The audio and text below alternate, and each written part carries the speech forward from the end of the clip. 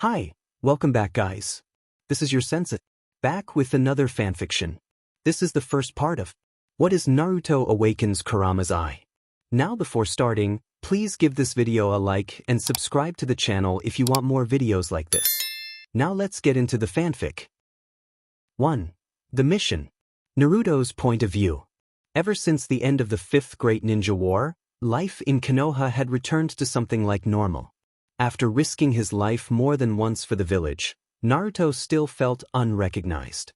It frustrated him that so many of his friends and even his teammates had risen to Jonin and Chunin while he remained near genin rank. It did not matter that he carried the most powerful tailed beast or that he had learned to become a sage. It felt as if everything he had done no longer mattered. Even his lifelong rival Sasuke Uchiha had returned to the village, much to the council's relief and the delight of the fans. Lately, Naruto had found himself drifting into a quiet, stubborn gloom. He had stopped picking fights with Sasuke because it felt like a waste of time. He still tried to wear a smile in public, but it was thin and tired. Hinata had told him she could no longer associate with him and that her clan had arranged for her to marry her teammate Kiba Inuzuka.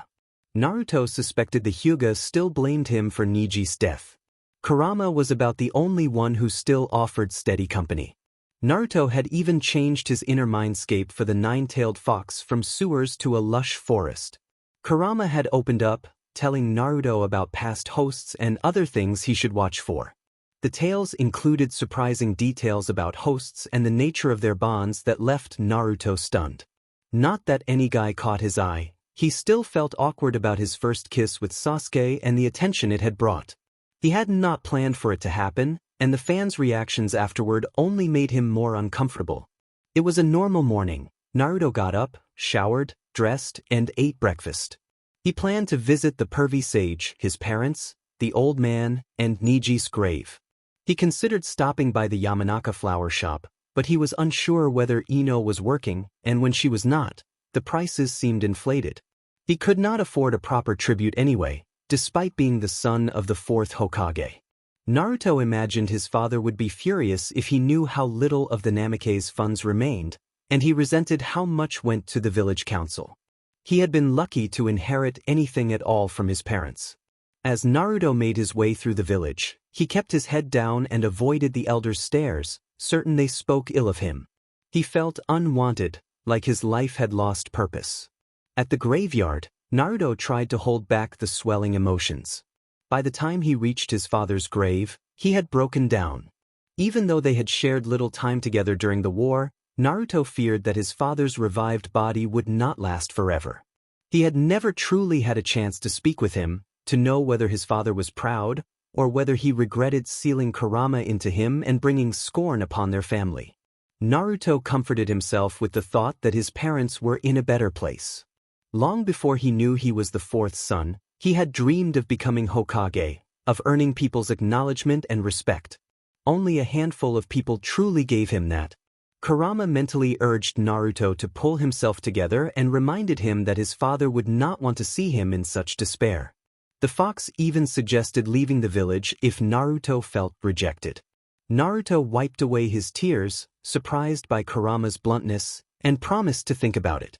Before he could decide, he noticed Kakashi approaching to pay his respects as well.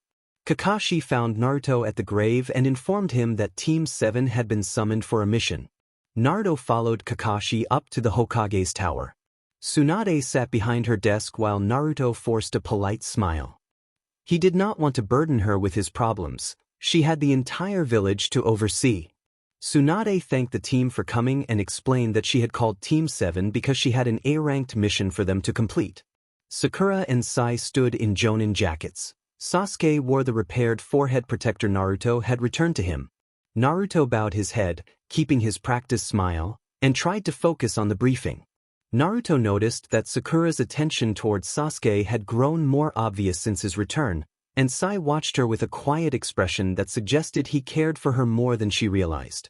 Sasuke remained the same reserved, distant figure he had always been, and Naruto found it hard to understand the admiration he inspired in others. Tsunade detailed the mission parameters and the team's objectives, making clear the urgency and the responsibilities they would be taking on.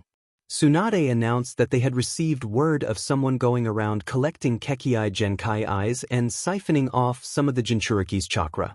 Sai questioned whether it was really a good idea to have both Sasuke and Naruto on the mission, given that this person seemed to be after them both. Tsunade explained that having them involved might draw the person out and produced a map to show the last known location.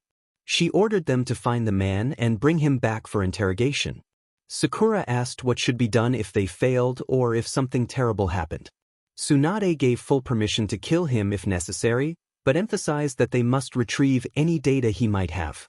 The team nodded in understanding, bowed to Tsunade, and prepared to leave. As Naruto was leaving, he heard Tsunade congratulate Sasuke on becoming a chunin. Naruto felt crushed that Sasuke had been promoted before him.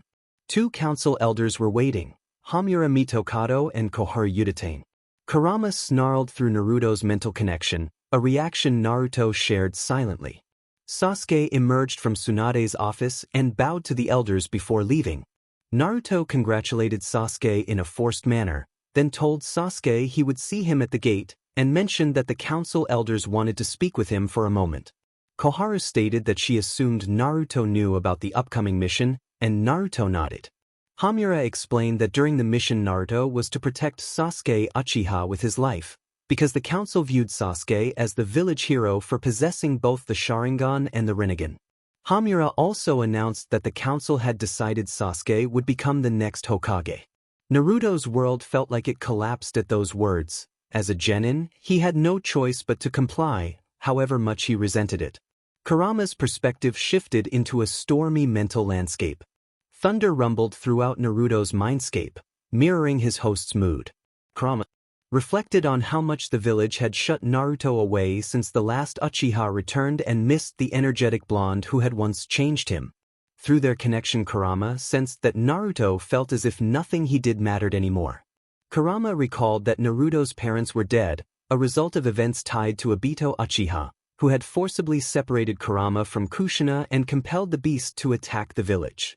Jiraiya had died in an effort to gather intelligence on the Akatsuki. Hinata had nearly been killed before Naruto's eyes, and Neji had died trying to protect them during the Fourth Great Ninja War. Kurama opened his senses and learned that Naruto's rival Sasuke had become a chunin, which surprised him since Naruto's own contributions during the war and in defending the village had been significant. Kurama also sensed that someone was collecting Kekii Genkai eyes and siphoning off tailed beast chakra. He wondered whether the Akatsuki were behind it, but believed they were no longer a threat. He then heard Hamura and Koharu tell Naruto that he was to protect Sasuke and that the council wanted Sasuke to be the next Hokage. The weather in Naruto's mindscape erupted as rain poured down, and Kurama took shelter in the den Naruto had sculpted in his mind. Kurama raged internally at the council's decision and felt compelled to comfort Naruto. In his current form, he could not physically take Naruto in his arms, and the thought deepened his frustration. A bold idea crossed his mind. He would attempt something no other Biju had done before and try to assume a human-like form.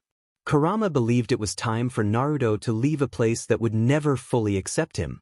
Despite the village's reconstruction, Kurama felt the people's attitudes had not changed and that Naruto would only become more miserable and depressed if he remained.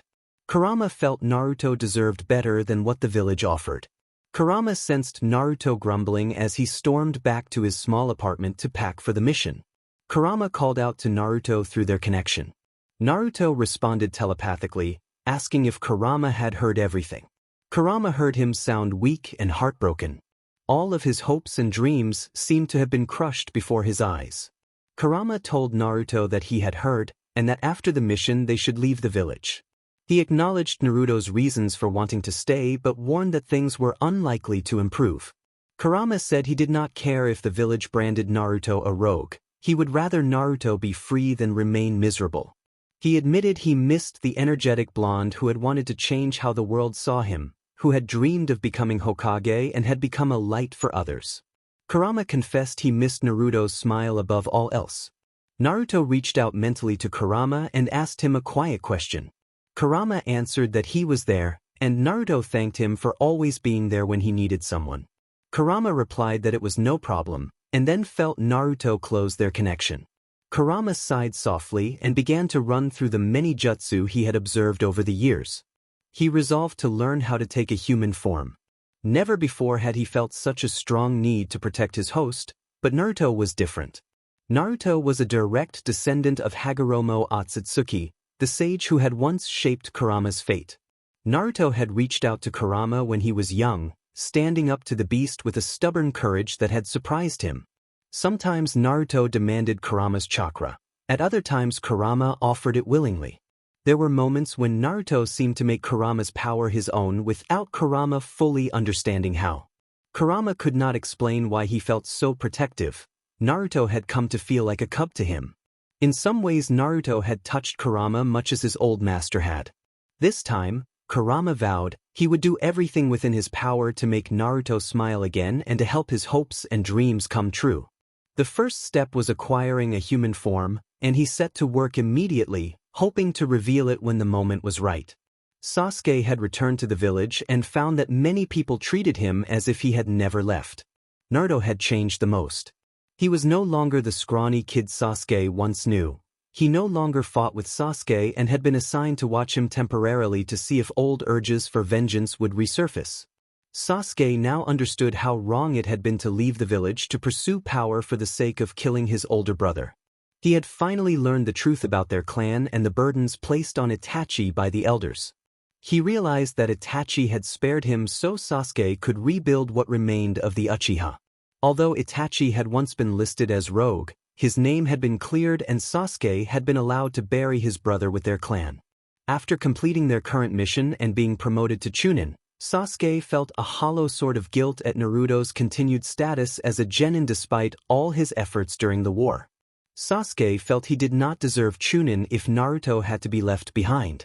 It took time for Sasuke to recognize how much Naruto meant to him. He had tried to kill Naruto twice in the past, but each time he could not bring himself to deliver the final blow. During his time with Orochimaru, Sasuke examined those feelings and realized they were deeper than rivalry or duty. He understood that he cared for Naruto in a way that exceeded friendship. Naruto was the one person with whom Sasuke felt a true bond. Sasuke had not told Naruto how he felt. Part of him feared that Naruto would not accept him if the truth were known. Lately, Sasuke had noticed that Naruto had lost some of his brightness. Naruto still wore a cheerful mask around others, but when he thought himself alone, that mask slipped, revealing a heavier sadness. Sasuke grew concerned and wanted to discover why Naruto had dimmed, but he would have to wait until their mission was complete. This was Team 7's first mission since Sasuke's return, with Sai still part of the team. As they walked toward the gate, Sakura clung to Sasuke's arm as she always did. No matter how many times he told her he was not interested in her in that way, she continued to insist on staying close. Sasuke felt sympathy for Sai, who had fallen for Sakura, and for all the other admirers who dreamed of being Naruto's or his future partner. He wondered how they would react if they learned about his private feelings and decided he would have to wait to find out. Sai, Naruto, and Kakashi were ready and waiting. Kakashi reviewed last-minute details with Naruto, and Naruto nodded in agreement. Kakashi then told Team 7 to set out, noting that they should reach the place Tsunade had marked on the map within 2 days at top speed, even allowing for a day spent camping. Once everyone understood, they set out. Sakura stayed close to Sasuke, trying to get his attention, but Sasuke clicked his tongue and ignored her. He was more determined to figure out what was wrong with Naruto. After about 5 hours of traveling, Sasuke had reached his limit of Sakura's company. He asked Kakashi, their teacher, if they could take a break to get away from her. Kakashi looked at the team, recognized the reason for the request, and announced a break for lunch. He took a small book from his pocket and put it away again. Sakura asked Sasuke to share his lunch. Sasuke declined, explaining he had other business to attend to, and Sakura blushed and stepped back. Naruto had moved a short distance away from the group and was eating alone. His mask had come off during the journey. He was not eating his usual ramen, which surprised Sasuke. He could not recall another time Naruto had not been tucking into his favorite noodles. As Sasuke walked toward Naruto, something moved at the edge of his vision. He dodged and saw a throwing star had been thrown.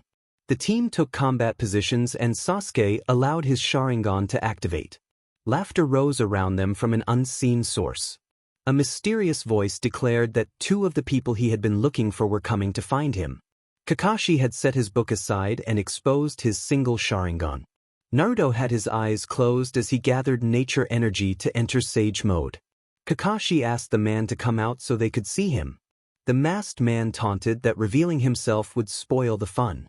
Naruto activated Sage mode and threw several small knives toward a nearby tree. They struck the trunk. The masked man accused him of missing, but the knives suddenly detonated, forcing the man into the open. He appeared to be about the same age as Kakashi, wearing a black one-piece suit with bandages wrapped up both forearms and covering his lower face. A long sword hung at his side. He had short aqua-green hair and glowing copper-orange eyes. The masked man stated that he would take the Uchiha power and the Nine Tails chakra, and he drew his sword, confident that Kakashi's single Sharingan and Naruto in Sage mode would not be enough to stop him. Naruto heard Kurama snarl through their mental link. Something about the man felt wrong. Naruto sensed a chakra that resembled a blend of Uchiha, Hyuga, and the forces behind pain, an impossible combination.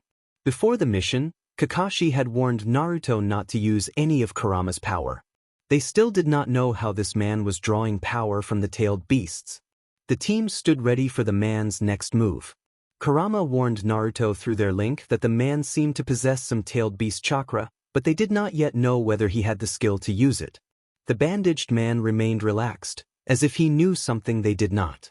Naruto saw the man's eyes glow, appearing as a strange imitation of several powerful eye techniques, changing to a golden yellow color. Naruto wondered why he would need those abilities when he seemed to already command similar forces.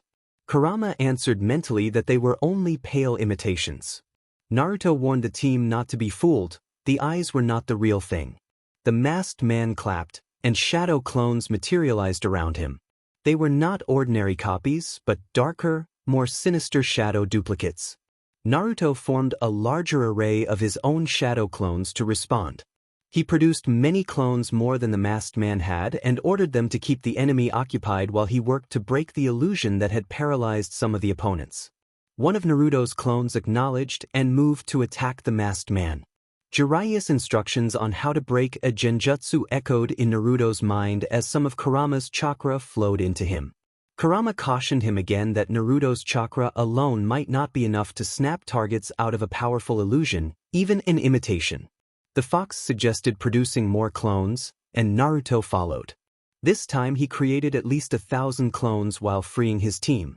He could feel each of them coming around as they all noticed his clones battling the masked man and his shadows.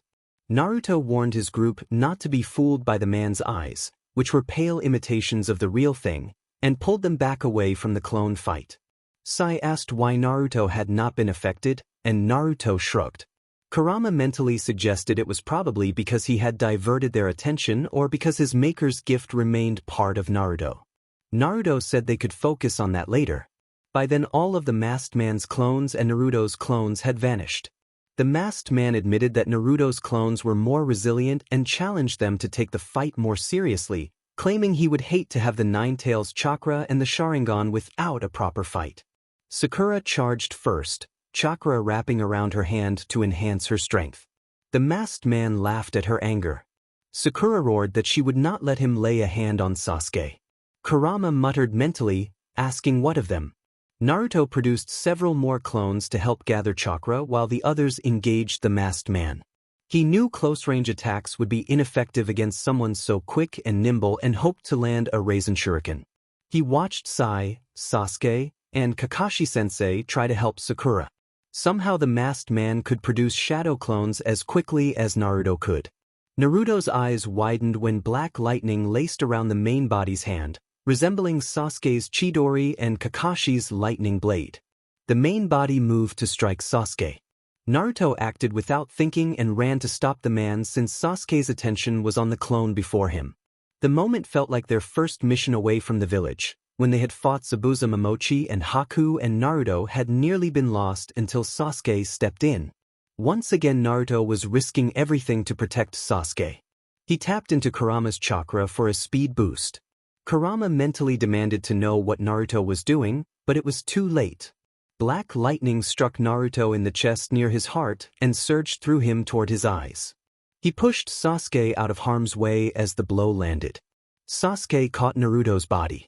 Before it fell, Naruto's breathing became much shallower and his vision grew hazy. He realized almost instantly that he had lost his sight.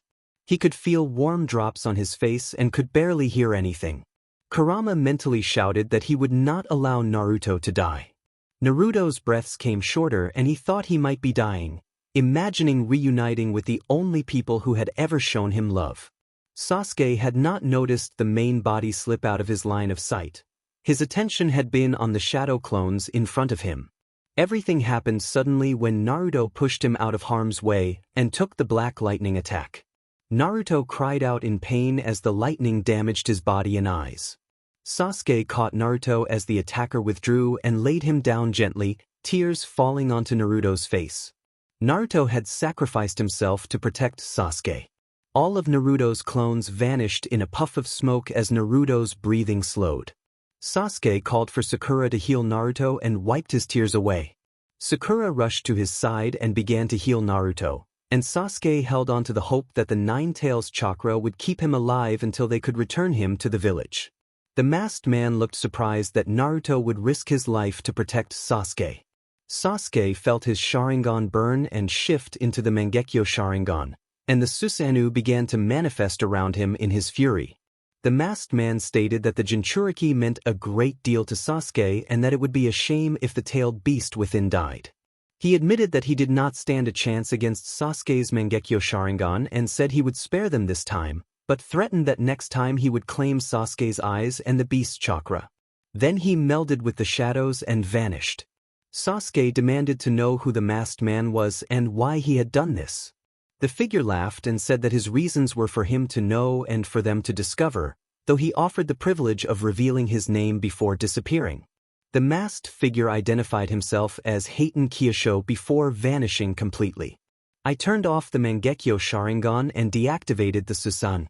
I turned to see Sakura still working on Naruto and silently prayed that he would survive. Kakashi-sensei asked Sakura how Naruto was as he adjusted his forehead protector and reset his Sharingan. Sakura replied that it was not good. The jutsu had caused severe injuries throughout his body and the wound was too serious for her to heal alone. My knees felt like they might give when I realized there was a real chance Naruto might not make it. Kakashi-sensei decided they had no choice but to return to the village. He instructed Sai to draw up transportation and said he would summon Pakken to go ahead and warn Lady Tsunade about the situation. Sai rolled out a scroll and quickly drew two large birds, then performed the super beast imitating drawing, bringing the images to life. Kakashi-sensei completed the summoning jutsu and called out to a small pug while I helped get Naruto onto one of the birds with great care because of his injuries. Sai and I managed to lift Naruto onto the bird while Sakura rode with Kakashi-sensei. I rode with Sai. Pakken took off quickly despite his small size. I bit my lip to keep my emotions from spilling over. I told myself that Naruto better not die on me. I had already lost others I cared for. I did not want to lose him too. If he survived, I would find a way to bring back his smile and help him recover whatever had dimmed his light. The journey back to the village took nearly half the usual time, and the birds landed outside the hospital where Tsunade and a full medical staff were waiting to rush Naruto into surgery. Tsunade ordered the staff to be careful unloading Naruto and insisted he be taken into surgery immediately, while asking Kakashi-sensei for a full report afterward. Kakashi-sensei acknowledged her and helped bring Naruto down onto a stretcher. The medical team moved him inside quickly, and all we could do then was wait. I prayed silently that Naruto would pull through. He had always been a fighter, and that was one of the things I admired most about him. No matter how bad the odds, he kept fighting. I paced outside the examining room. Kakashi-sensei sat nearby reading one of his usual books. Sakura tried to get me to sit, but I was too restless. When the light over the examining room finally switched off, Tsunade emerged and spoke to us. Tsunade reported that the medical team had managed to seal the most serious wound and that Naruto was now in stable condition and resting. She warned that if he had not taken that jutsu, one of us would have died. Then she added that the jutsu had caused severe damage to his eyesight and that even the Nine Tails chakra might not be able to restore his vision. She asked Kakashi for a full report and told Sakura that she wanted to speak with her privately. Tsunade dismissed Sai and Sasuke and told me where Naruto could be found. I hurried to room inside. I heard voices I instantly recognized as the elders Hamura and Kohor. Their words were cold and dismissive. They suggested it would have been better if Naruto had died and implied that his blindness might be a convenient outcome, seeing him only as the village's tool. I felt anger and revulsion at how little they valued him. As the elders left, laughing among themselves, I slipped into the shadows and used the concealment technique I had seen the masked man perform, waiting until they were gone before stepping into the room. Naruto lay on the bed heavily bandaged, only the lower part of his face visible. I remembered the elders' spiteful words and Tsunade's report, and I felt torn. Had Naruto protected me out of duty? It felt like more than that. I replayed the first A-ranked mission in my head and the wave mission, seeing the echoes between them. I asked myself why Naruto had protected me when it had almost cost him his life. I scolded him in my thoughts, calling him an idiot but saying it with affection. I did not want him to risk himself for me. I placed my hand gently on his bandaged cheek and told him that I cared for him and hoped he would get better. I confessed to myself that I loved Naruto Uzumaki and wanted him to recover so I could tell him in person. Then I left the room with tearful resolve and headed to find Tsunade to report what I had overheard the elders say. Kurama's POV. Kurama seethed at his own weakness. If he were stronger and did not have to spend most of his chakra keeping Naruto alive, he would break the seal and strike at Sakura for her poor healing. He suspected she had been ordered to let them fail. The council elders were to blame. Kurama wanted them removed. He had worked without rest to make sure Naruto did not die. The black lightning technique that had struck Naruto had damaged his sight beyond recovery.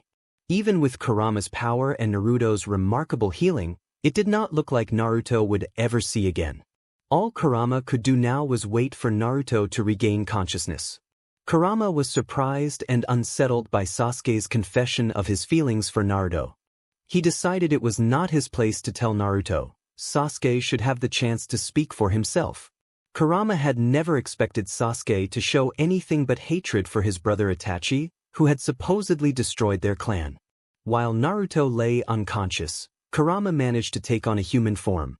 He longed to show himself to Naruto and hold him. He also considered whether there was a way to restore Naruto's sight. As part of Naruto, Kurama realized he might grant Naruto the use of his eyes for missions and simple tasks like eating, though not permanently. In the meantime, Kurama sharpened Naruto's other senses as much as he could, praying against the odds that Naruto would wake. Part of Kurama worried about the possibility that Naruto might never come back. Kurama flinched when he heard Tsunade bellowing. Sasuke had likely told her about the council's decisions. Tsunade declared that the elders deserved their fate and that the village needed a wake-up call after what they had put Naruto through. Kurama could not help the grin that crossed his muzzle. Days passed in a blur while Naruto remained unconscious. A few people who truly cared for him visited often. Sasuke came most frequently, bringing fresh flowers each week and speaking with a quiet, awkward concern. News reached them that the council elders had been disbanded and that Tsunade was rebuilding governance with younger clan leaders, the same people Naruto had grown up with and trained beside. Kurama learned that Sasuke would live with Naruto and had turned down a promotion to Chunin, wanting to earn it rather than be handed the rank. Sasuke's first duty would be to watch over and help Naruto. Kurama allowed himself a small, private hope that not everyone had abandoned Naruto and that Sasuke might one day earn Naruto's forgiveness. Kurama still harbored deep hatred for Madara and Obito for how they had tried to use him as a weapon, but he could imagine forgiving Sasuke. That was Naruto's choice. Kurama vowed that if he ever encountered Hiiten again, he would make him pay for what he had done to Naruto. Naruto's POV. Naruto felt both close to death and strangely alive. Voices that sounded like his parents urged him that it was not his time, that he had to return and set wrongs right. He heard a voice telling him not to hate the village or its people, and to prove the strength of his will. Then the world fell into a heavy, dangerous quiet. A sudden roar of sound tore through him and he sat up, hands clamped over his ears to block it out. Everything was unbearably loud and completely dark. Kurama's reassuring presence reached into his mindscape, telling him to calm down and promising that he was safe in Konoha. Panic made him press harder against the noise. Naruto begged inwardly for the noise to stop and for his sight to return. He felt himself being pulled deeper into his mind and then held tightly by someone unfamiliar. The restraint made him panic more, but a voice he recognized soothed him. Kurama spoke gently in a form he could see now, a man with long reddish-orange hair tied back, two dark strands framing a face with Kurama's eyes and slightly pointed ears. The man wore an orange robe and showed faint, sharp teeth when he smiled. He held Naruto as if he were precious. Naruto recognized Kurama and felt relief as the man Kurama in human form nodded and cried into his shoulder, confessing that he had truly believed he had lost him. Naruto pleaded with Kurama not to ever scare him like that again and begged the fox not to leave him. He allowed Kurama to cry as the fox held him. It felt strange to see the once mighty nine-tailed fox appear so fragile in a human form. After a while Kurama calmed and wiped away a few stray tears. Kurama explained that the human emotions sometimes overwhelmed him. Naruto told Kurama that it was just strange to see him like this and asked when and why he had become human. Kurama replied that while Naruto had been unconscious he had worked on a jutsu that allowed him to take human form so he could hold and comfort Naruto, something he could not do in his natural form. Naruto thanked him and apologized for worrying him, admitting he had not expected the enemy's jutsu to injure him so severely. Kurama then said they needed to talk. He explained that inside Naruto's mindscape he could see normally, but outside of it he was effectively blind. Kurama added that Sakura had not fully treated Naruto's wounds because the elders of the council had instructed her to leave his injuries unchecked. Naruto felt a surge of conflicted anger and hurt upon hearing that. Kurama told Naruto that because he had lost his sight, he had enhanced Naruto's other senses and, after more thought, decided he could grant Naruto a bloodline-like trait. Naruto asked how that would work. Kurama said he would give Naruto his eyes so Naruto could see, but the vision would not be usable all the time and would be much sharper than Naruto was used to. Kurama advised Naruto to keep the gift a secret and suggested Naruto tell only the Hokage and his two sensei. Then Kurama shifted back into his fox form and informed Naruto he had a visitor. When Naruto regained consciousness, the world was still mostly dark. Kurama had lowered Naruto's hearing to a dull roar to ease him in. The scent of herbs and medicine came to him. Naruto turned his head and asked who was there. Tsunade stepped forward and asked how he was feeling.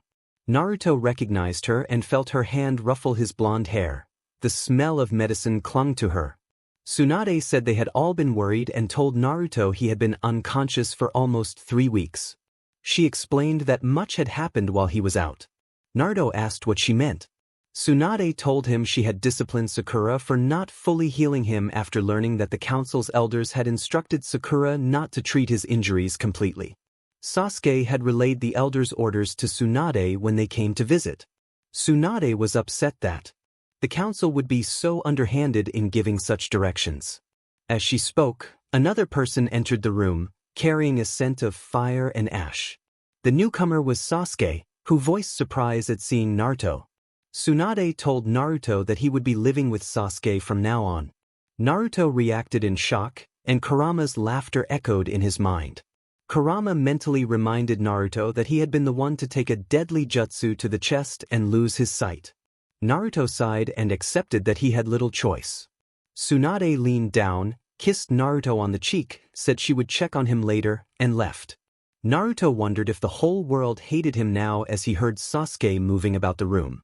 He asked Kurama, through their mental link, for the fox's eyes for a moment to see what Sasuke was doing. Kurama obliged, and Naruto felt a sharp sensation as the new sight opened. Though bandages covered his face, he could see as if they were not there. Sasuke was rearranging flowers. Naruto wondered where they had come from. He noticed how attractive Sasuke looked in a new outfit, a white high-collar shirt with the Uchiha symbol on the back, black umbu-style pants, his forehead protector, and ninja shoes. Naruto felt himself blush as his heart beat faster at the sight. Sasuke observed Naruto coughing lightly and turned his attention to the blonde, noticing him fidgeting with his hands. Sasuke told Naruto that yes, he was going to stay with him, and that Kakashi and Yamato had helped move Naruto's things. He added that Tazuna and Inari had assisted with remodeling in the Uchiha district to accommodate the new living arrangements. Sasuke explained that he had given most of the houses away, keeping only the main house for the two of them. Naruto asked who would watch over him while Sasuke completed more advanced missions as a Chunin. Sasuke clarified that he was not a Chunin anymore and had been reassigned to genin. The council had restored his status and he had told Lady Tsunade he wanted to earn the Chunin rank properly. Tsunade had agreed, and part of Sasuke's duties would include helping Naruto because Naruto could not see. Sasuke pulled a chair up beside Naruto's bed. Naruto tried to understand why Sasuke had pushed him out of harm's way and asked whether the council had ordered it. Sasuke insisted that he would have acted the same way regardless and compared the moment to the wave mission when Naruto had protected him from Haku's attacks. Naruto gripped his blankets until Sasuke reached out and touched his hand to calm him. Sasuke thanked Naruto with a quiet smile that Naruto could not see. Naruto asked who had sent all the flowers. Sasuke was surprised and asked how Naruto knew. Naruto explained that the 9 tails had enhanced his other senses. He could smell them all. Sasuke listed the senders: Lady Tsunade, Kakashi, Yamato, Tazuna and Inari, Tuchi and his daughter Ayame, and a few from Sasuke himself. Sasuke felt a flush at that admission and picked up the stuffed bear Ayame had given Naruto. The bandages around Naruto's eyes were coming loose, and Sasuke offered to take them off, teasing Naruto lightly as he handed over the stuffed animal. Naruto's hands explored the bear and he rested his head against it. Sasuke felt unexpectedly flustered at how small and fragile Naruto looked. He sat on the bed and carefully unwound the bandages. Naruto's blue eyes were revealed, now dull and glassy.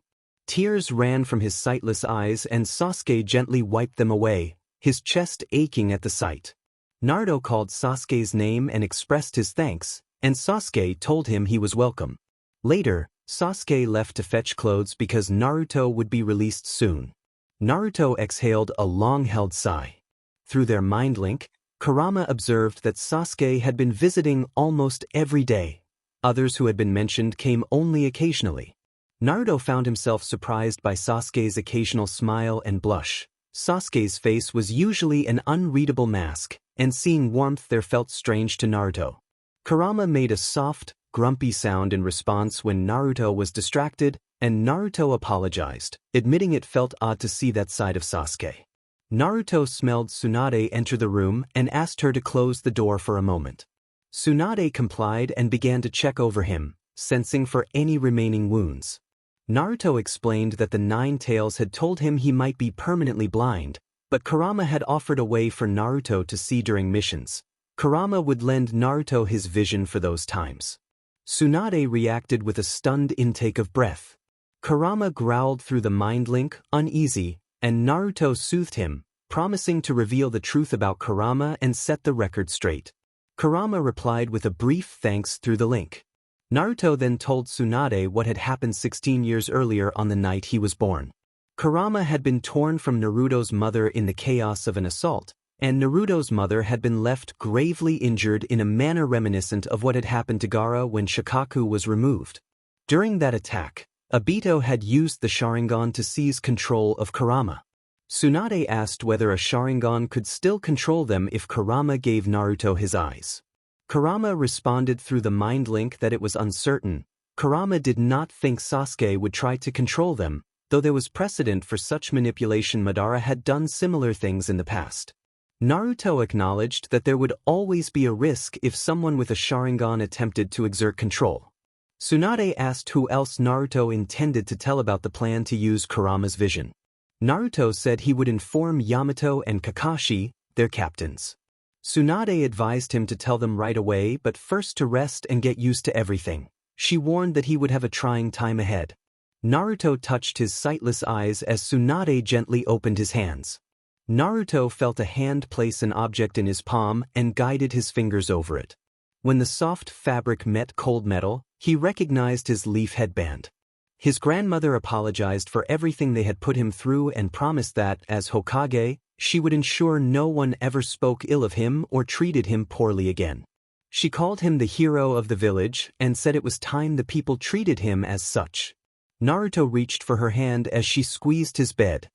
He told his grandmother that he was used to it and that he wanted everyone in the village to see him the way she and a few others did, not as the jailer of the nine-tailed fox, but as Naruto. Uzumaki. His grandmother asked him, with concern, whether he was certain. Naruto slowly nodded. She said she would have Kiba Inuzuka train him to develop his enhanced senses so no one would suspect he was not actually blind. Naruto insisted that he truly was blind without Kurama's help and that he could not see a thing. Sasuke returned to Naruto's room and found him standing at the window as the amber sunset painted the sky. Naruto no longer wore his headband on his forehead but over his eyes. He looked peaceful, listening to the sounds around him. His nose twitched when he smelled Sasuke. Sasuke wondered what he smelled like to Naruto. Sasuke asked Naruto if he was ready to go to his new home. Naruto asked whether Sasuke was certain, saying he did not want to be a burden. Sasuke scowled even though Naruto could not see it, and he reassured Naruto that he was certain. He said Naruto was not a bother and that he only did this because he cared about him, framing it as repayment for always trying to bring Sasuke home and make him see his errors. Sasuke touched the curse mark he had once received from Orochimaru and recalled that, although the mark had become a permanent part of him, he had confronted Orochimaru and freed himself from the curse when he faced Itachi.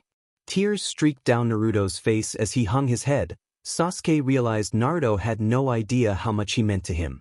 Naruto apologized, explaining why he was asking.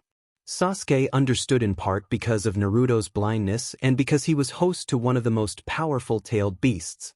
Sasuke placed a set of clothes on the hospital bed and told Naruto that none of that mattered. Naruto was himself and no one else. He reminded Naruto that in all the years he had known him, Naruto never let others dictate how to live, even after discovering he was a Jinchuriki. Sasuke asked whether the villagers still treated him as they had when he was a child despite all he had done for them. Naruto lowered his arms and bowed his head, the sadness clear without words. Sasuke wrapped his arms around Naruto and gently held him, telling him it was all right and allowing him to cry into his shoulder. Sasuke would not stand by while the villagers treated Naruto poorly. Naruto had not deserved that treatment, not after all he had done. Naruto felt weak and pathetic as he cried on Sasuke's shoulder, though the comfort was welcome. He could hear Sasuke's soft words and sense Kurama's quiet attempt to soothe him. He vowed to never lose the cheerful mask he had always worn. For a time he had been seen as a hero after defeating pain, but the attention had faded after the war with Obito and Sasuke's return. Naruto acknowledged he had no right to be angry with Sasuke. The villagers' attitudes were not Sasuke's fault. He could not tell how long he stood there crying. It felt good to share his burdens with someone other than Kurama. After a while he pulled away and tried to dry his sightless eyes. Naruto apologized for drenching Sasuke's shirt and called it a problem he had to deal with alone. Sasuke told him he was not alone and encouraged him to share his problems with others who might understand. He suggested Naruto speak with Lady Tsunade about what was happening. Naruto said that Tsunade already knew, and he would tell Sasuke the same things he had told her. Naruto declared that he did not want others to try to fix his problem. He would earn their respect even if he had to become Hokage. Sasuke ruffled his blonde, spiky hair and remarked that this was the Naruto Uzumaki he had come to know, then urged him to go home. Sasuke left the room to give Naruto time to get dressed. In the short time Naruto had spent with him, he sensed a change in Sasuke. It felt strange but pleasant to see this different side of him, and Naruto wondered what had brought it about. After he finished dressing in the clothes Sasuke had brought, Naruto opened the door and felt Sasuke leaning against the wall. Naruto asked what they would do about the flowers and gifts people had left, worried it would be a waste to throw them out. Sasuke told him not to worry and that he would take care of it. Sasuke then performed a shadow clone technique, producing numerous copies to help. Naruto sensed Kurama offering his vision through their link and watched as at least 20 Sasuke clones moved to take the items back to the house. Sasuke pulled Naruto close and looped one of Naruto's arms through his, and Naruto felt a light blush and a quiet fluster at how natural the closeness felt. Sasuke instructed him to stay close and memorize the route in case he needed it later. Naruto replied that he would try, stammering slightly. Kurama laughed through their mental link and wondered whether Naruto might be developing feelings for this new version of Sasuke. Naruto felt embarrassed and could not answer. Something about this Sasuke attracted him in a way he had not felt before. He thought wryly that he felt like one of Sasuke's fans as they left the hospital. As they walked through the village, Naruto felt the hostile stares from the villagers and tensed. Sasuke noticed and clicked his tongue, drawing Naruto closer. Kurama growled low and protective through the link and made it clear that if the villagers insisted on treating Naruto badly, he would not tolerate it. Naruto calmed the fox and knew how protective Kurama had been ever since he had earned his trust. Sasuke warned Naruto not to let their words get to him and insisted that Naruto was far stronger than those who judged him. Sasuke thought that he hated how the villagers looked at Naruto and found it ironic that they had welcomed him back while treating Naruto like trash. He vowed to change the way they treated Naruto and to bring back Naruto's sunshine, feeling sorry for anyone foolish enough to stand in his way. Sasuke explained that Naruto's room was right next to his and that he had Tazuna install handrails throughout the house to help guide him. He led Naruto through the gate that bore both the Uchiha symbol and the Uzumaki swirl side by side and welcomed him home. It had been several days since Naruto had been released from the hospital. At first it had been hard to accept being blind and to wake up in unfamiliar places, but each day brought new discoveries and gradual adjustment. His diet had changed. He knew ramen all the time was unhealthy, but it was all he could afford. He also needed new clothes, which would be expensive even for his usual bright orange. Today he planned to start training with Kiba. As much as he relied on Kurama's eyes, he did not want to use them constantly and risk attracting more attention from the villagers. Naruto got up and dressed, feeling grateful to Sasuke for offering him a place to stay and for retrieving some items left by his parents. He made his way to the kitchen and smelled Sasuke cooking breakfast. Naruto greeted Sasuke in the morning, and Sasuke asked if he had slept well while helping guide him to the table. Naruto felt for his chair and sat down. He smelled eggs and bacon on the plate set before him and reached for his fork. Since he had difficulty with chopsticks, they had a blacksmith make a small, one-handed pitchfork so he could eat on his own. He refused to be fed. He valued his independence. He took off his headband when he was not walking around the village or on missions so he would not use Kurama's eyes in front of people who did not know he could see by tapping into the bijou. Sasuke suggested that after Naruto's training session they should go shopping to get him some new clothes. A frown crossed Naruto's face. Naruto quietly explained that he would not have enough money to afford new clothes, especially with how much the villagers charged him. Sasuke slammed his hands on the table in frustration, which made Naruto jump. Sasuke asked angrily when all of this would end. Naruto misunderstood and rose from his seat, telling Sasuke he was leaving and thanking him for everything.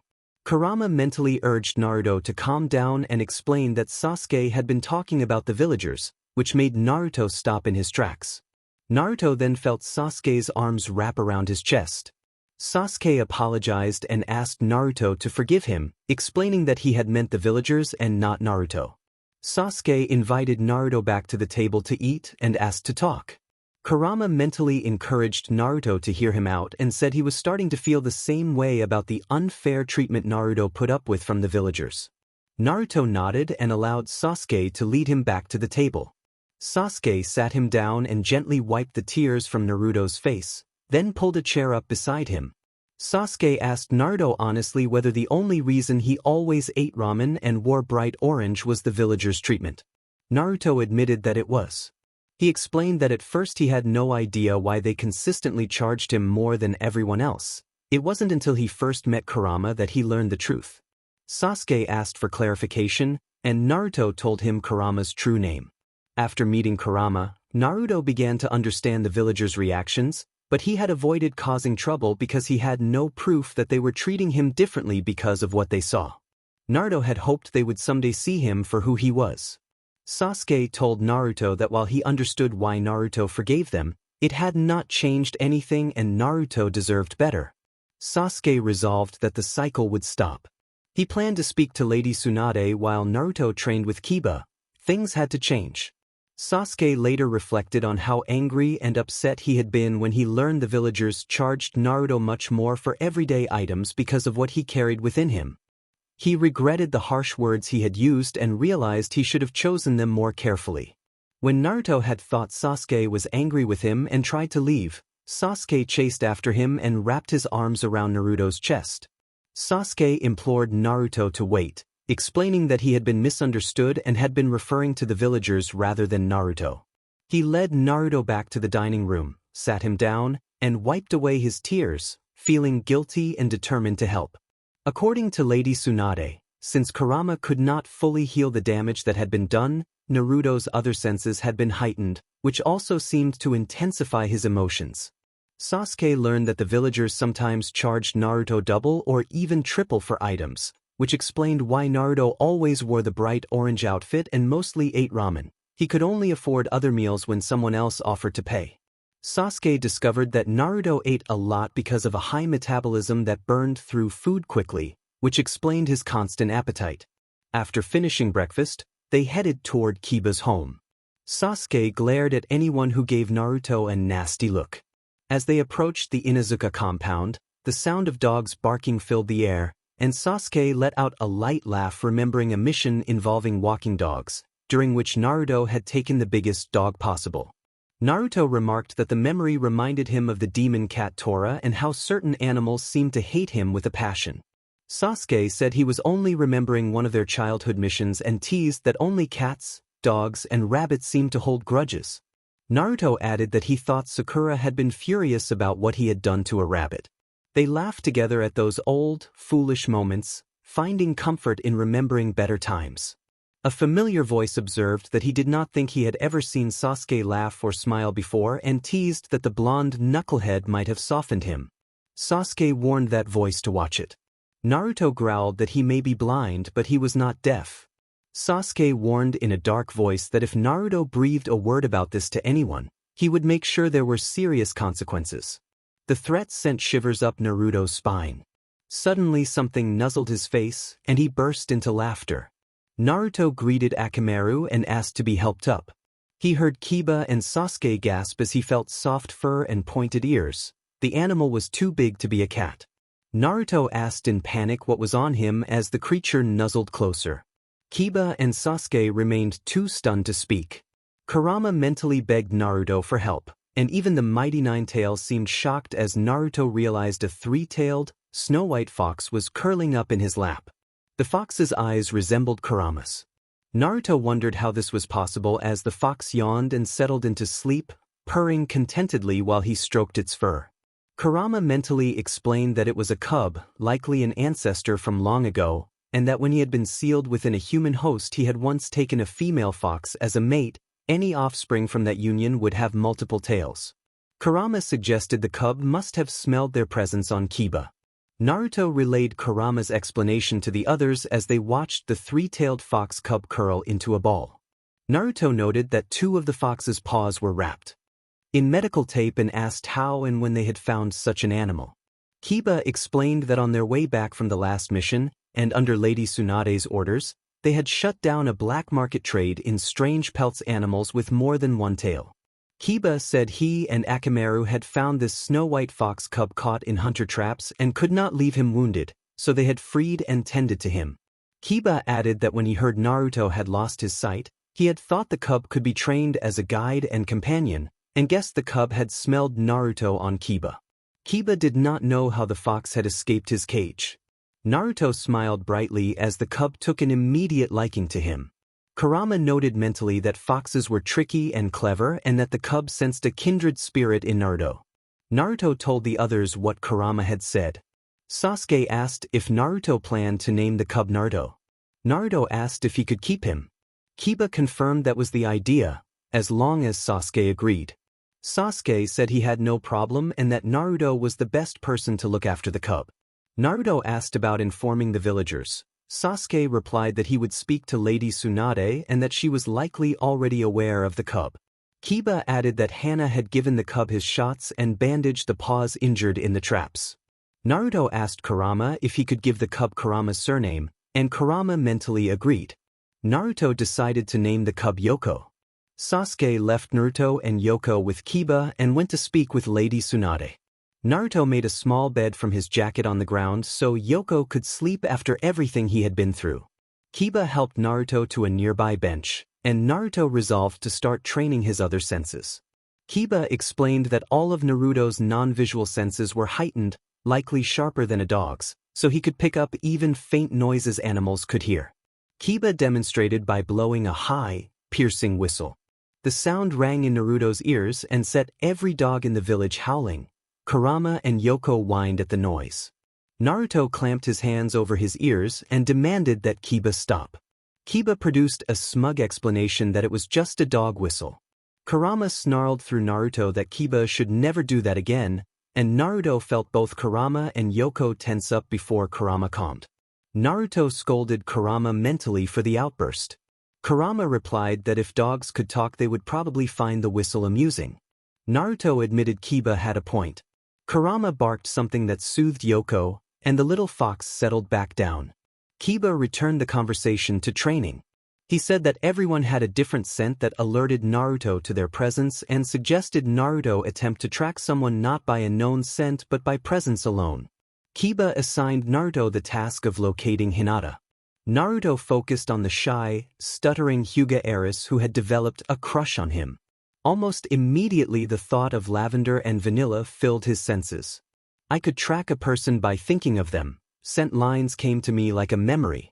Almost immediately color flooded my sightless vision as I perceived Hinata inside the Hyuga compound, preparing bento lunches and not alone. Hinata told Hanabi that she hoped Kiba and Naruto would like the lunches and that she had meant to speak with Naruto since learning he had lost his sight. Hinata admitted she expected her father would not approve of her visiting, but insisted that Naruto remained her friend despite how her feelings had changed. Hanabi reassured her older sister that Naruto would not hate her and would understand her choices. The image faded, leaving me wrapped again in darkness. Tears pricked my sightless eyes. I did not blame Hinata for how her clan reacted to Niji's death, but they had the gall to call me a monster and blame me for Hinata being hurt. I began to despise the Hyuga clan even as I treasured the respect and friendship I had earned with both Hinata and Niji. I told Kiba that Hinata was in the Hyuga compound making bento lunches for the two of them and that she would soon be on her way, and Kiba looked shocked at how precisely I had described her actions. Sasuke's point of view. Sasuke had left Naruto in Kiba's capable hands. He was surprised when a three-tailed white fox bounded over and sent Naruto sprawling to the ground in a tumble of playful energy. It was a comfort to Sasuke to see a genuine smile on Naruto's face and to hear him laugh. According to Kiba, he had found the fox while returning from a mission to disrupt a black market ring that trafficked rare multi-tailed animals and mistreated them. Kurama, the nine-tailed fox sealed within Naruto, had explained that some tailed beasts might have found companions before they were sealed, and those companions could have cubs with multiple tails. The cub Kiba had found would become Naruto's partner in the same way Akamaru supported Kiba, helping on missions and around the village. Naruto chose the name Yoko for the fox, a name tied to Kurama's own surname, and Yoko seemed content with the new arrangement. There was no doubt in Sasuke's mind that the fox could sense Kurama inside Naruto. Sasuke made his way to the Hokage Tower determined to change how the villagers treated Naruto. Naruto never deserved to be viewed as a monster or to suffer poverty and loneliness because of Kurama's presence. He had not asked to be sealed with Kurama, and all he had ever wanted was to be seen as a person.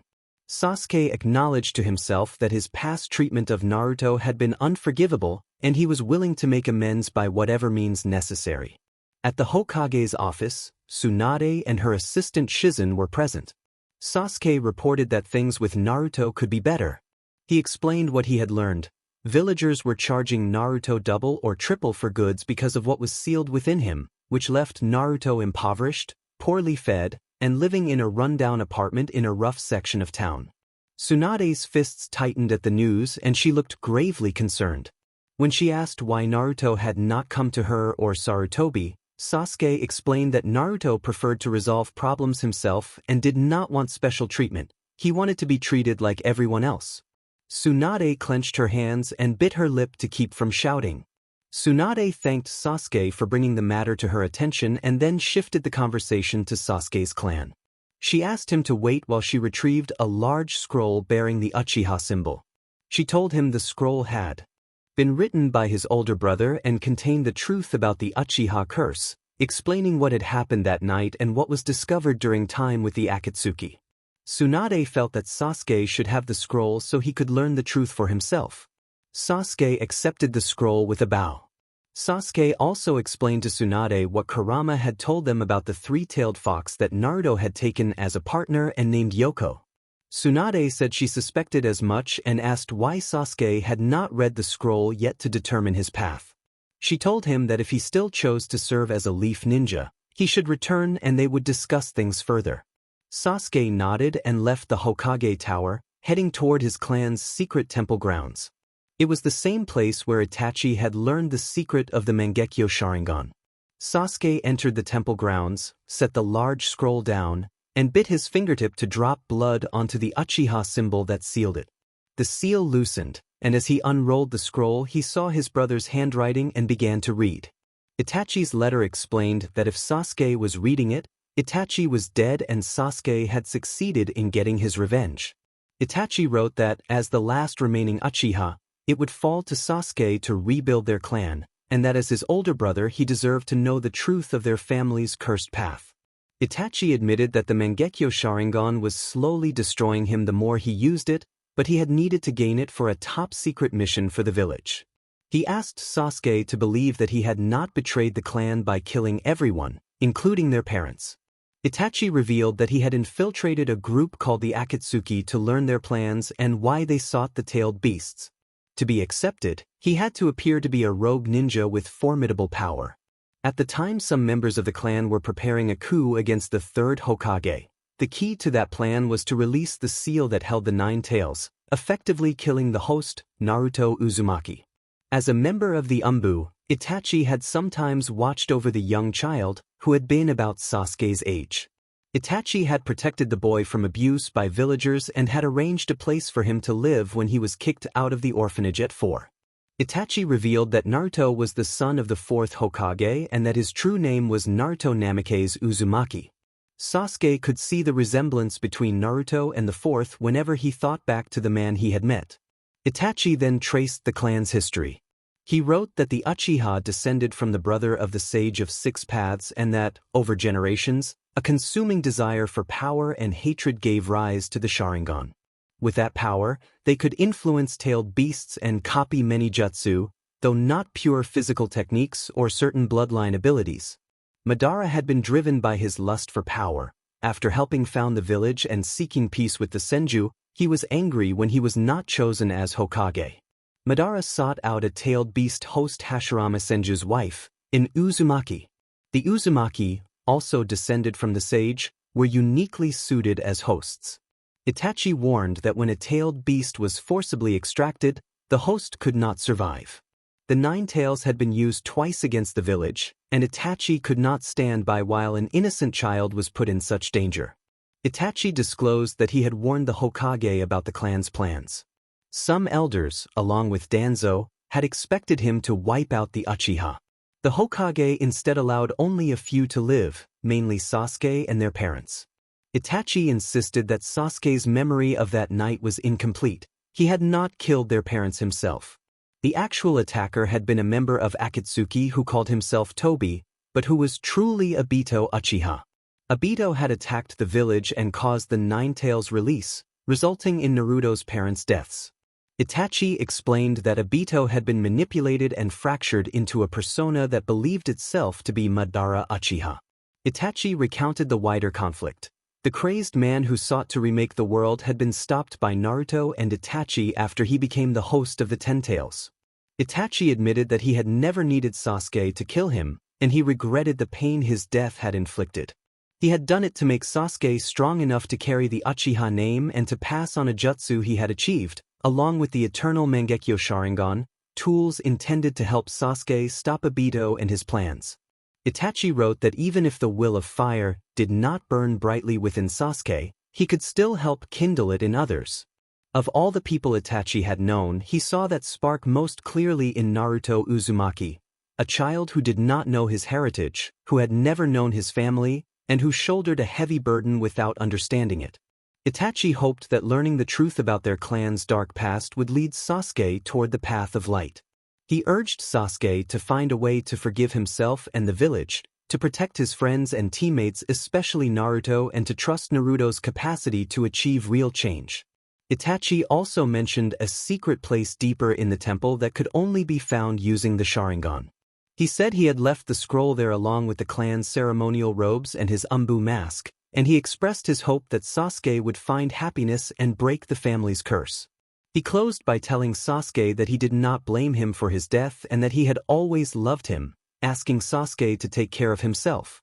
By the end of the scroll, Sasuke was in tears. Sasuke had no idea that his brother had suffered so much. To the very end, Itachi had been a true ninja of the leaf. Sasuke wiped away his tears and activated the Sharingan after rolling up the scroll. He searched for the hidden spot that Itachi had left for him, found it easily, and placed the scroll inside. He pulled out the Uchiha dress robes meant for special occasions and a white Umbu mask shaped like a dragon. He held the mask close to his heart. Sasuke promised Itachi that from now on he would use his skills to protect those he cared about and the village that Itachi had risked his life for. He vowed to bring honor to the Uchiha name and to try to break the clan's cursed cycle. He asked Itachi to watch over their parents and to keep them safe. After gathering his things, Sasuke headed back toward the Hokage Tower before going to find Naruto. Kurama's POV. The next day, the group was to report to Tsunade's office for a mission now that Naruto was well enough to go out. The assignment would involve everyone in Team 7. Only the two captains and Tsunade knew about Naruto's new abilities. Sasuke had gone shopping without Naruto because he did not trust shopkeepers to treat Naruto fairly. The outfit Sasuke chose for Naruto was far better than the usual bright orange ensemble Naruto favored.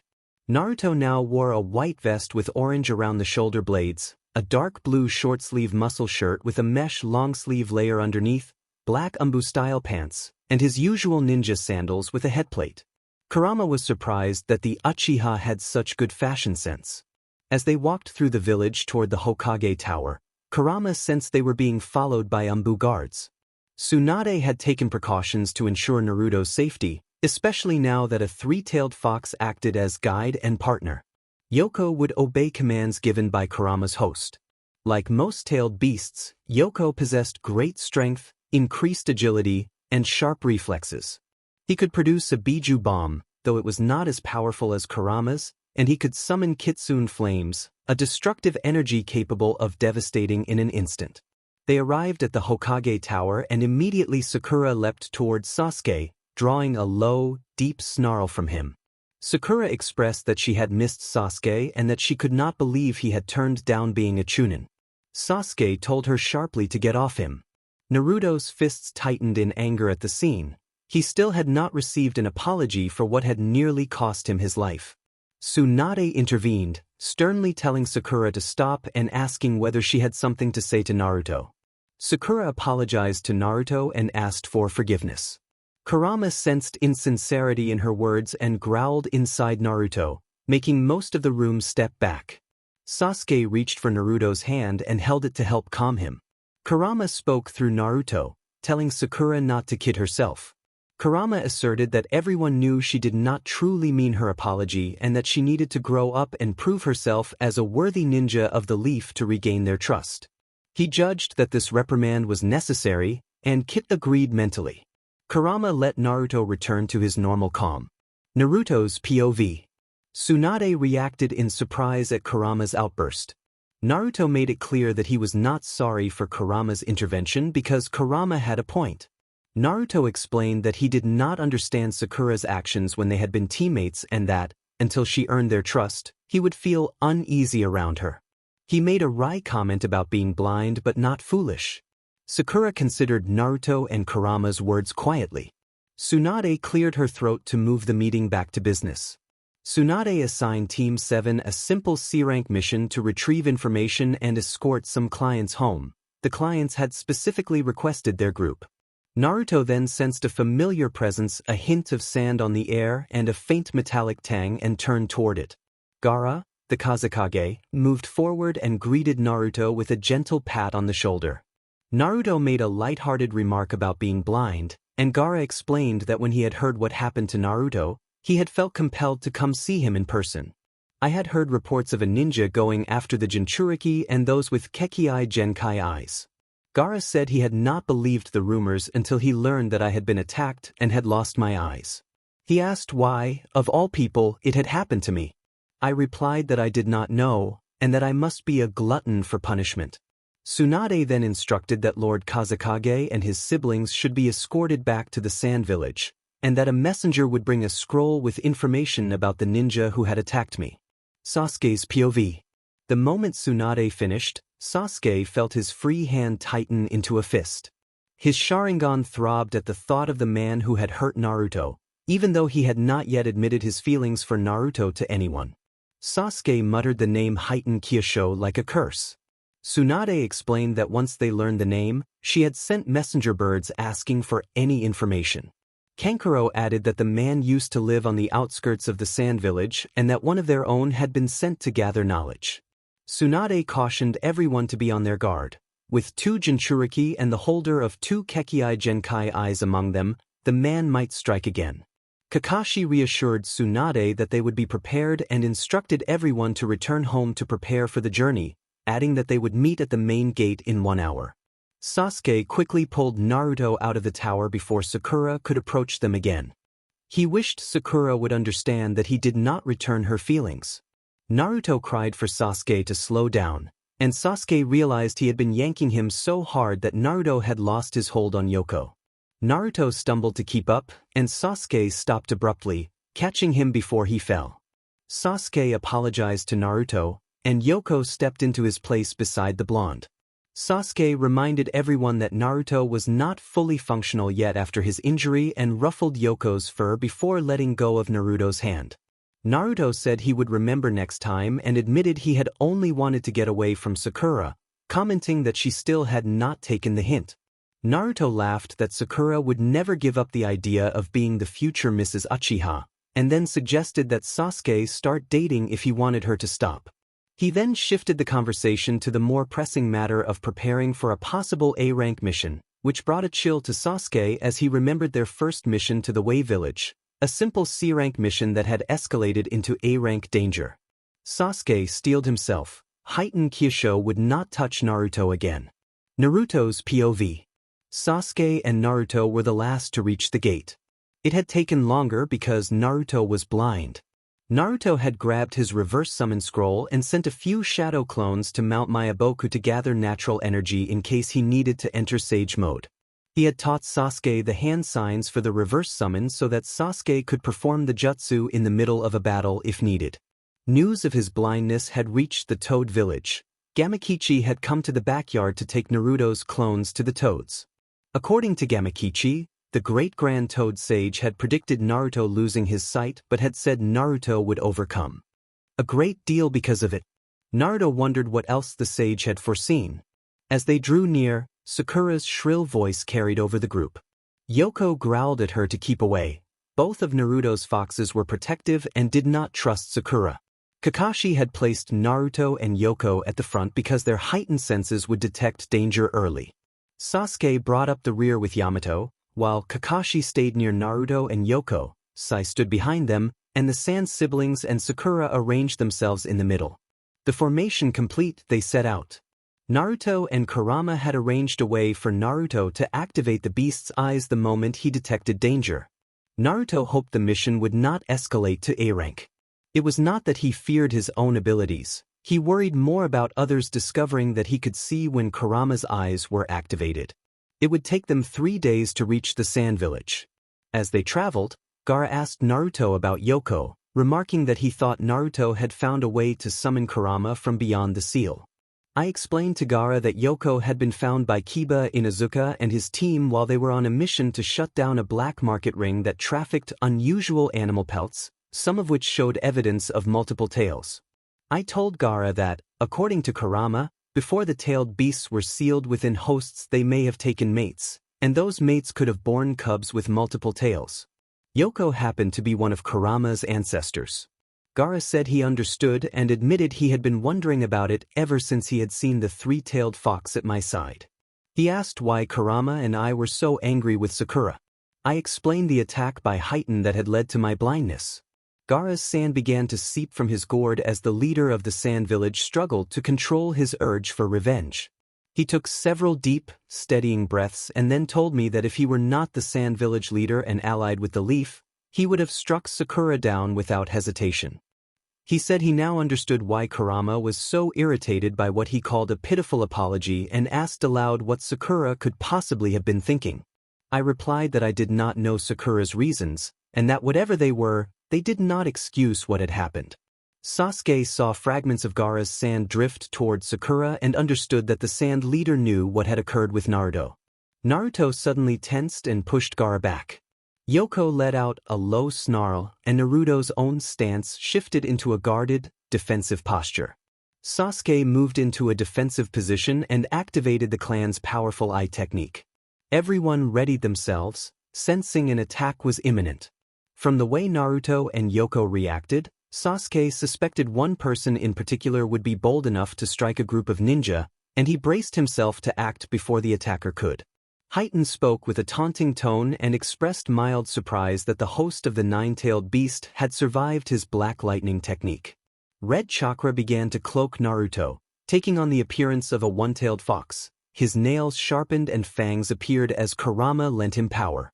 Sasuke recognized this form from previous fights and knew Kurama was choosing to empower Naruto. Naruto declared that Heighten Kyosho was a dead man and demanded to know why Heighten targeted those with bloodline traits and tailed beast chakra. Heighten refused to explain and said he would not allow them to discover his clan's motives. Naruto responded by forming the hand signs for his signature multiple clone technique, producing at least 100 copies of himself and Yoko. The clones charged forward, leaving the true Naruto and Yoko with the group as decoys. Sasuke watched closely with the clan's eye technique, analyzing Heighten's abilities. Heighten performed a series of hand signs and created shadow clones wrapped in a black lightning. Sasuke answered with his own hand signs and called on a lightning strike technique as he rushed to Naruto's aid. Sasuke's lightning met Heighten's black lightning in a clash that sent sparks flying and caused Heighten's and Naruto's clones to vanish into puffs of smoke. Heighten announced that they were taking him more seriously this time but confidently claimed they would still fail because he would obtain what he had come for. Gaara's sand shot out to try to capture Heighten, but Heighten slipped free. Gaara snarled that no one would allow Heighten to lay a hand on them. Kankuro deployed his puppets to protect Gaara, and Heighten smirked, appearing confident the group could not defeat him.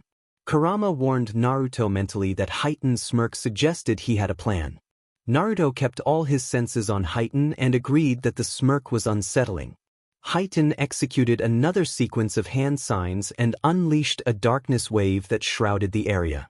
Kurama's keen senses allowed Naruto to see through the darkness, and Yoko produced a gentle tail flame to illuminate the surroundings for the others. Kurama provided Naruto with additional chakra, and Naruto perceived Heighten moving stealthily toward Gaara and Sasuke with hands glowing faint blue. Naruto moved with a burst of speed to place himself between Heighten and his targets. Heighten's strike hit Naruto's forehead guard and shattered it, causing the others to gasp at the sight of Naruto's glowing Kurama eyes as the darkness dissipated. Heighten muttered that he had been close to gaining the Uchiha's eyes. Naruto's anger rose and manifested in his chakra as an extra tail. Instructor Kakashi warned everyone to fall back, and Naruto charged wildly at Heighten, driven by rage. The team backed away, wary that Naruto might escalate further. Heighten observed Naruto's enraged state and, sensing the danger, decided it might be time to retreat. As Heighten turned to leave, Naruto attempted to seize him with chakra arms, grabbing and slamming him toward the ground with force. When the dust and rubble cleared, Heighten was gone. He had used a substitution to escape. Heighten said he would have loved to continue the fight with the nine-tailed host, but after witnessing Naruto's display of power, he intended to rethink his strategy. Heighten called out that he would return next time before vanishing from sight. Naruto roared that he would kill Heighten Kyosho. After Heighten's presence had completely faded, Naruto began to power down Kurama's chakra. He turned toward his group and saw fear in their eyes. They had glimpsed what he was capable of and now truly feared him. He did not want to be seen as a monster, but they had reason to be afraid. Chapter 13. Sasuke's feelings become known. From Sasuke's perspective, he could see the fear in Naruto's demonic eyes, and it broke his heart. Gaara moved first, approaching the blonde with a soft voice to insist that Naruto was not a monster and that many people in the leaf cared for him. Naruto snarled and stepped back, insisting that the whole village hated and despised him. He said that even after saving them twice, they still saw him as a monster and that no one cared about him. He told Gaara that Gaara was fortunate to be loved in Suna, while Naruto remained feared and hated. Sasuke interjected sharply, listing the people who did care for Naruto, the other teams and their captains, Kamamaru and his squad, Lady Tsunade, the people at Ichiraku, Irika, and others. He insisted they would never see Naruto as a monster and reminded Naruto that he had more supporters than he realized. Naruto's eyes widened, and Sasuke noticed the demonic glare shifting to a dull glassy blue. Sasuke realized that Kurama must have granted Naruto sight for missions, similar to a Kekkai Genkai. Feeling it was the right moment, Sasuke decided to be honest about his own feelings. He allowed a small smirk to cross his face, thinking this would end Sakura's constant pursuit of him. Sasuke told Naruto that there was someone who loved him deeply. Naruto, puzzled, asked who, thinking of Hinata and assuming her feelings had cooled to friendship. Sasuke moved close and told Naruto that it was him. He admitted that he loved Naruto Uzumaki. Naruto was startled and his eyes widened. Sasuke pulled Naruto in and confessed his feelings openly, pouring his emotions into the admission. Naruto blushed and struggled to find words as the declaration landed. Kurama spoke in Naruto's mind to note that it was long overdue, and Naruto demanded to know when Kurama had known. Kurama replied telepathically that he had known since Naruto's recovery after Heighten's attack, when Sasuke had admitted his feelings and his regret for leaving. Kurama explained that it was not his place to tell Naruto. The choice to accept or return Sasuke's feelings belonged to Naruto alone. Sakura erupted in anger and charged at them, shouting that Sasuke had been meant to be hers and accusing Naruto of taking everything. She blamed Naruto for many tragedies from her perspective, and she screamed that he deserved to die. Naruto flinched at her words, and Kurama offered comfort in the back of his mind.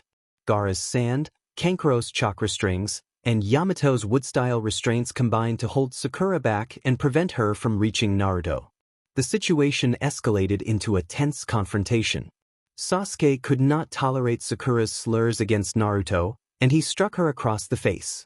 The slap echoed, and Sakura's eyes widened in shock. Sasuke's Sharingan throbbed as he stood between Naruto and those who would attack him, determined to protect the younger man from further abuse and to make clear the truth of what had just been revealed. I could see Kakashi walk up to Sakura, who lay trapped by Gaara's sand, Kankuro's chakra strings, and Yamato's wooden restraints, as Kakashi removed her forehead protector. Sakura screamed that it was hers. Kakashi told her that Lady Tsunade had given her another chance to redeem herself, but that she had rejected it by attacking a teammate. From that moment on, she was no longer a ninja of the Leaf Village and her actions would be dealt with when they returned. Sakura snarled that they could not do this to her. Kakashi looked at me and nodded. I allowed my unique ocular ability to manifest. Sakura accused Sasuke of loving a monster. I replied that the only monster I saw was her, that I had never claimed to love her, and that she had no idea half of what Naruto had been through because he was a host of a tailed beast. I used a powerful illusion to render her unconscious. I did not truly know everything Naruto had endured either, but with what little I did know I had a vivid imagination. Temari suggested they return to the Leaf Village now that everything was over. Kakashi declined and said they could continue the mission. Yamato would take Sakura back to the village and inform the village leader about what had happened. Gaara urged them to move on, not wanting the man to reappear. Kakashi nodded as Gaara retracted his sand and Kankuro withdrew his chakra strings. Yamato said he would join them again as soon as he could, then turned and headed back to the village with the unconscious Sakura. The rest continued on to bring Gaara back to the sand village. Naruto looked deep in thought, clearly trying to process everything that had happened.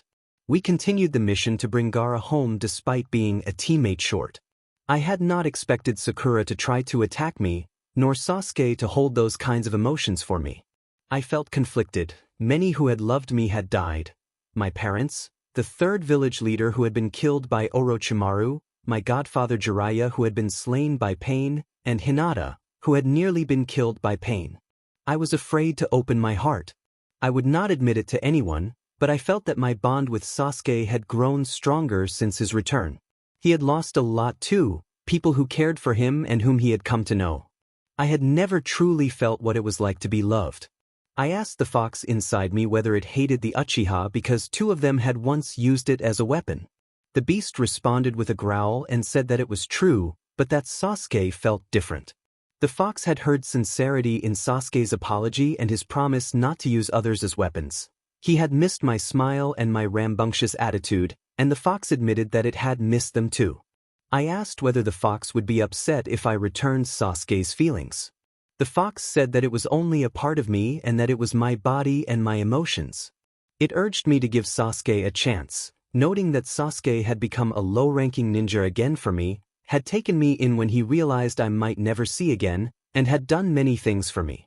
The fox left the choice to me. I thanked it, and it answered that it would do anything for me.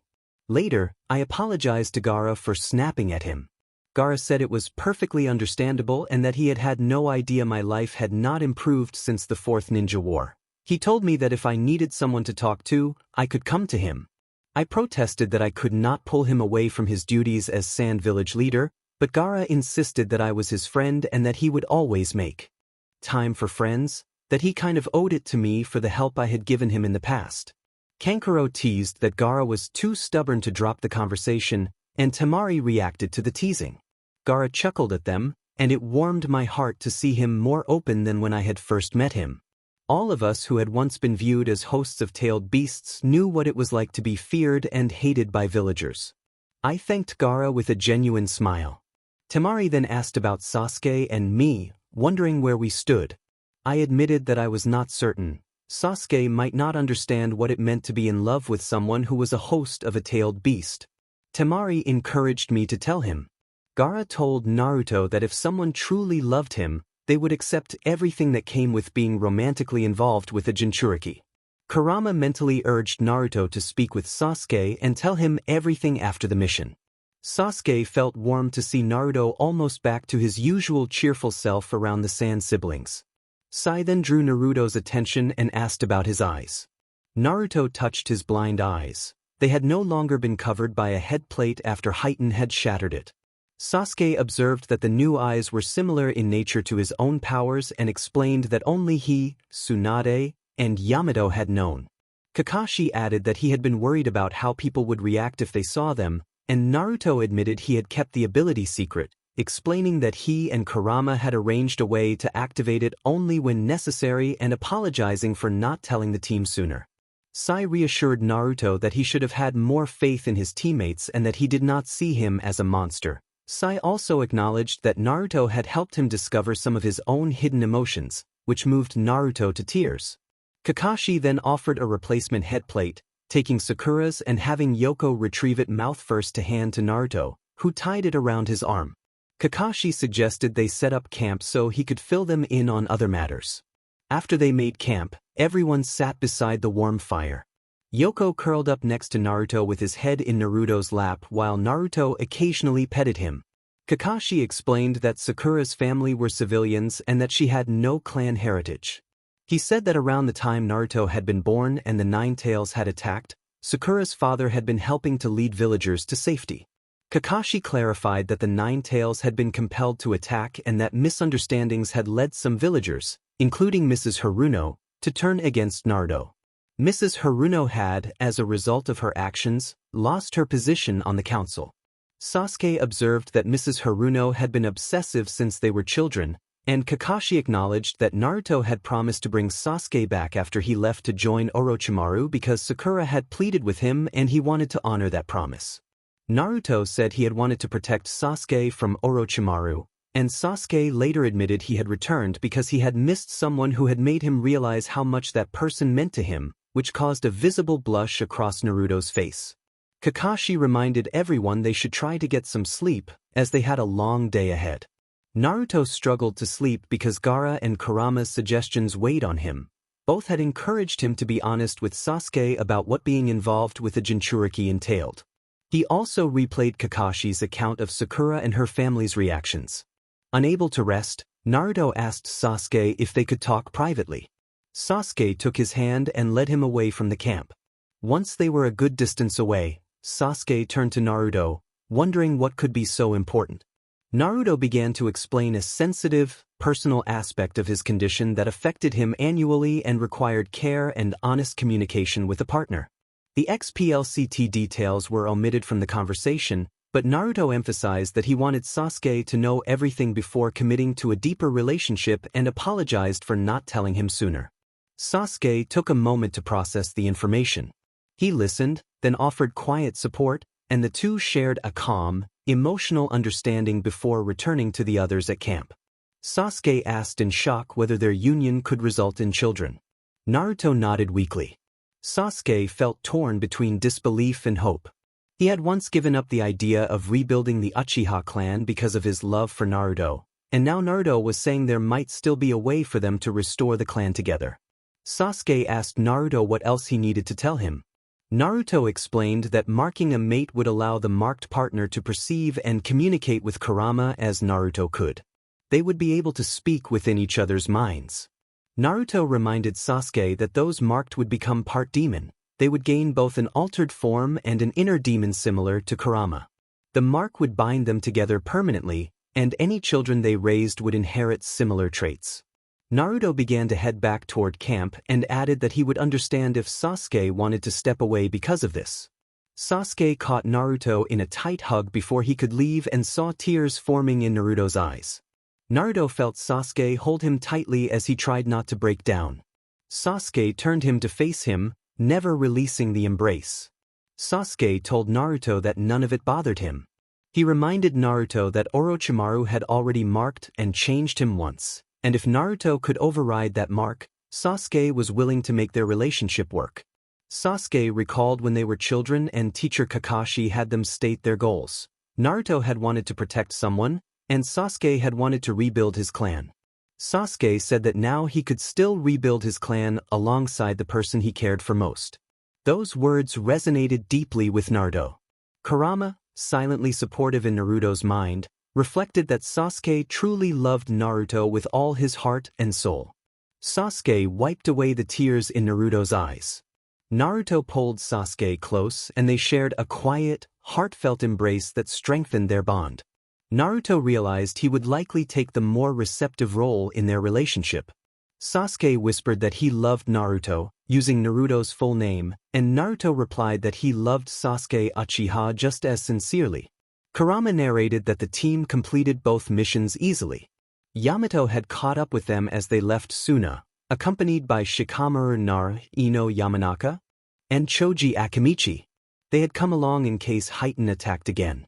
Naruto chose to tell the trio directly about the unusual situation in which he could use Kurama's sight for himself. Teacher Kakashi questioned whether it was wise to trust them with such information. Naruto acknowledged that Sai had a point and that he should trust his friends and colleagues more. He did not want to live in fear of how people saw him. He knew they were mistaken in their view of him and Kurama. Shikamaru apologized and said they were sorry if they had ever given Naruto the impression that they considered him or the nine-tailed fox a monster. Ino and Choji nodded in agreement. Kurama felt proud of Naruto and encouraged him to continue standing up for himself even after they returned to the village. Naruto promised to try his best, and Kurama shared a reassuring mental image that made Naruto laugh. They returned to Konoha without incident and went to report to the Hokage's office. Kurama noticed that they no longer received as many hostile glares in the village. Naruto wondered about Sakura and her mother but found he could not bring himself to hate them for their past actions or beliefs. Kurama thought that Naruto had an exceptionally kind heart. Naruto asked whether that was a bad thing.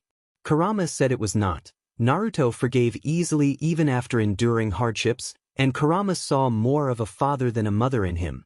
Naruto wondered if his parents would be proud of his accomplishments. Kurama answered without doubt that they would be proud and that he himself was proud of Naruto's growth. On a more practical note, Kurama suggested that before Naruto's relationship with Sasuke deepened, Naruto should inform Tsunade so she could monitor his and any children's health and assist with the birthing process when the time came. Naruto agreed. When they arrived at the Hokage's office, Tsunade leapt up and rushed from behind the desk to embrace Naruto tightly in a relieved, animated hug. I could feel the tears slipping down her face as Tsunade moved away, apologizing and saying she felt responsible for allowing Sakura to go on the mission. Tsunade explained that she had been furious when she learned why Sakura had not fully healed him, and that she had confronted Sakura about acting as if Naruto were only a vessel for the fox.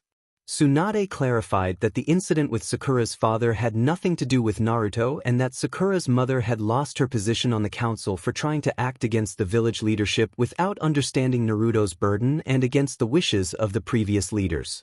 Naruto told his grandmother that he did not blame Sakura for her reaction and that her upbringing and beliefs explained much of her behavior. He asked what would happen to Sakura and her mother when Tsunade moved to free her grip. Tsunade said they were being detained until their fate could be decided and admitted she was saddened to be losing a talented healer. She asked if Naruto wanted to speak with them, but insisted he should not go without an armed escort for his safety, noting that he had already endured enough. Naruto understood and nodded. Tsunade sighed, acknowledging she knew why Naruto wanted to see them, and said she would consider the matter carefully given the facts of the mission. Kakashi then presented a scroll from the Sand Village. Tsunade accepted it and said she would have people work to break its code in hopes of learning Heitan Kaisho's endgame. She dismissed everyone except Naruto, telling him that he and she needed to talk. Naruto swallowed at the harshness of her tone and only nodded. Sasuke told Naruto he would meet him at home and offered a brief, affectionate gesture on the cheek before leaving. Naruto felt a flush but was unsure whether the village had rules about same-sex relationships. He was not bothered, only unsure of the regulations. Alone in Tsunade's office, Naruto was brought a chair and asked to explain what had happened and why Sakura attacked him. He recounted everything he felt he could, but he omitted certain NTMT details. Tsunade was shocked to learn some of the abilities and burdens Naruto carried, admitting she had not realized how gifted the Jinchuriki could be in unexpected ways. Tsunade said she and Sasuke would take things step by step and not rush. She told Naruto she had been more open about her own history and encouraged him that he seemed happier for it. Naruto reflected that, despite everything he had suffered, he had earned love and the acceptance of those who knew him best. Tsunade said there were no laws forbidding male relationships and asked to be informed if Naruto decided to have children or needed help in the future. Naruto promised and left the Hokage's tower. Kurama noticed, as they returned to the home he shared with Sasuke, that Naruto's birthday was the next day, the same day Kurama had been sealed in this host. Kurama wanted to do something special. Naruto had never truly celebrated a birthday in all the years he had been sealed, usually spending the day isolated and cautious. Kurama resolved to rely on Sasuke to arrange something that would let Naruto celebrate with friends. Kurama told Naruto he needed to speak with Sasuke privately and asked him not to eavesdrop. Naruto was surprised but agreed. Yoko excitedly darted through the house when Naruto undid the dog's collar, and Kurama mentally directed Naruto toward the kitchen where Sasuke was cooking. Sasuke welcomed Naruto home and Naruto said Kurama wanted to talk to him. Sasuke asked what it was about, and Naruto said he did not know. Kurama then took over the conversation. Kurama addressed Sasuke directly, reminding him of the significance of the next day. Sasuke recognized the day Kurama had been sealed and then realized it was Naruto's birthday as well. Kurama explained that Naruto had never celebrated his birthday and expressed a desire to change that. Sasuke brightened at the idea and said he would speak with Lady Tsunade and gather the teams and friends who did not see Naruto as a monster to arrange a surprise celebration. He also suggested keeping Naruto occupied and happy so he would remain unaware of any larger pressures, proposing they spend the day together. Kurama approved and returned control to Naruto. Naruto asked what the conversation had been about, and Sasuke dismissed it as nothing for him to worry about, only mentioning that Kurama wanted to ensure Sasuke understood any risks involved. Sasuke replied that if he decided to go through the bonding process, he would have to come up with a name for his inner demon. Sasuke's point of view. After finishing dinner, Sasuke thought about what Kurama had told him. It made sense that Naruto had not celebrated his birthday because it fell on the same day the Nine Tails had attacked. Naruto likely carried too many terrible memories about that day. Kurama had been right. Things needed to change. Sasuke suggested that he and Naruto go on a date the next day. Naruto asked if this was about what Sasuke and Kurama had discussed. Sasuke explained that it was partly about that and that, if they were going to be romantically involved, he should take Naruto out. Naruto blushed deeply and nodded yes. Sasuke then said he had errands to run and kissed Naruto on the forehead before leaving. As he walked through the village toward the Hokage's office, Sasuke thought about what to get Naruto for his birthday. He wanted something that showed how much Naruto meant to him without being obvious. He stopped at Ichiraku Ramen to speak with Tsuchi and Ayam and told them about Naruto's birthday, the Nine Tails sealed within him, and how Naruto could only see with the fox's help. They agreed to help throw the party and asked how they could contribute. Sasuke said he would let them know. He then went to the Ninja Academy to speak with Irika about the party. Irika suggested holding it at the academy since it was large enough to host everyone. With a venue in mind, Sasuke planned to ask Ichiraku to supply ramen, Naruto's favorite. He finally went to Tsunade's office and explained the surprise celebration. Tsunade said she was surprised and asked how she could help. Sasuke told her the plan. Ichiraku would provide food, and he wanted to invite the rookie ninja they had grown up with, Konohamaru's group, and their captains. Tsunade agreed and summoned Umbu to gather the guests. As plans moved forward, Sasuke considered what he could give Naruto. Nothing came to mind except the idea of forming a formal bond with Naruto. He thought that Naruto might never truly find someone who knew him as well or could accept everything about him, and Sasuke realized how deeply he loved Naruto. He also considered the complications his own past being changed by Orochimaru and the desire to rebuild his clan, but he did not want those burdens to affect children or to have his clan's name used in harmful ways. The more he thought, the clearer his choice became. There were practical benefits as well, including gaining an advantage when dealing with heightened Kyosho. Soon the people Sasuke had asked for arrived at the Hokage's tower, including Sai and his two captains. Sasuke explained the surprise party and told them that Naruto used Kurama's eyes to see. Without activating them, Naruto was effectively blind. Those who had not known were shocked but understood why Naruto wanted the matter kept secret. Once the arrangements were set, Sasuke stopped by the academy to confirm the time with Irika and returned to Ichiraku to arrange the food. When he got home, he found Naruto washing dishes. Sasuke announced his return and kissed Naruto on the cheek. Naruto asked if everything had been completed. Sasuke said he needed to speak to Kurama again because he had a few questions about the bonding process. Naruto turned his blind gaze toward the voice, a questioning look on his face. Naruto closed his eyes for a moment. His whisker marks appeared darker and a brief change passed across his features before he relaxed. He then allowed Kurama to take over.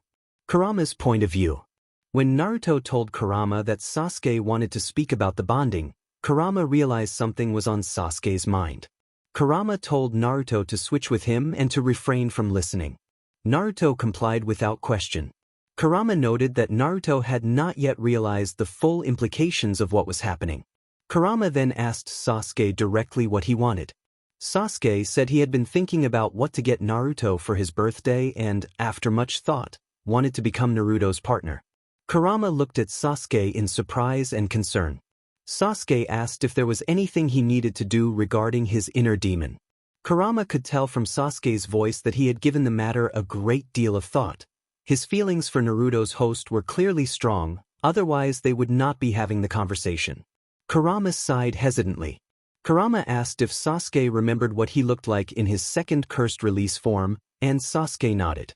Kurama instructed him to change that image, to imagine himself older and more demonic, and to give his inner demon a name.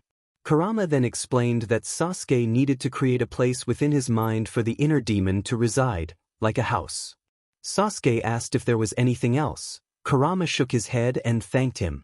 From Sasuke's point of view, the next day he surprised Naruto with breakfast.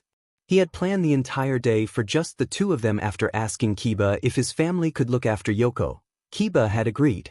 Sasuke had arranged a picnic, some shopping, and later a visit to the academy for a birthday gathering and dinner. A small, satisfied smirk crossed Sasuke's face as Naruto trudged into the kitchen, yawning. Sasuke greeted Naruto in the morning and asked if he was ready for their date. Naruto asked to skip it, saying he did not feel like going out, which concerned Sasuke. He suspected Naruto remembered what the day meant. Sasuke sat beside him and encouraged him to talk. Naruto asked whether Sasuke knew what the day represented. Sasuke reminded him that it was the day Kurama had ostensibly been killed and that Kurama had actually been sealed within Naruto.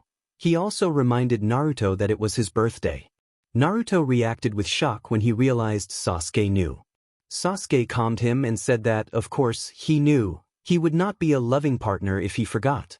Sasuke acknowledged that the day probably held terrible memories for Naruto and said he wanted to replace those memories with good ones.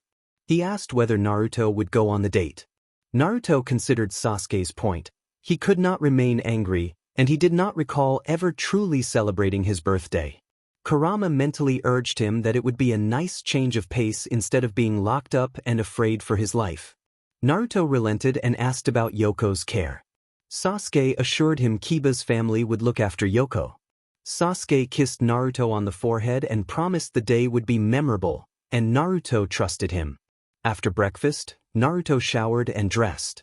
They went shopping for new clothes, mostly for Naruto since he owned few. At noon they had a picnic on the training ground where they had first become a team. They talked about old times and memorable moments. Naruto did not think about his birthday, and it felt good to be carefree and not fear for his life. They ended the day watching the sunset over the Hokage monuments. Naruto perched on his father's usual spot with Kurama's eyes active so he could see the sun setting. Naruto told Sasuke the day had been really nice, and Sasuke reminded him that they still had a dinner to attend. Sasuke asked Naruto to deactivate Kurama's eyes so the surprise wouldn't be spoiled, and Naruto trusted him. From Sasuke's point of view, he led Naruto to the ninja academy with a bright smile, eager to see Naruto's reaction. He opened the door and led him inside. The smell of ramen and baked goods drifted through the air. Everyone was there, waiting, and Sasuke motioned for them to remain quiet. He told Naruto he could activate his sight again. When Naruto's demonic eyes turned back on, the look of shock on his face deepened as the gathered people all shouted a surprise and wished him a happy birthday. Sasuke explained that the idea had come from Kurama, who had told him how Naruto had never truly celebrated a birthday.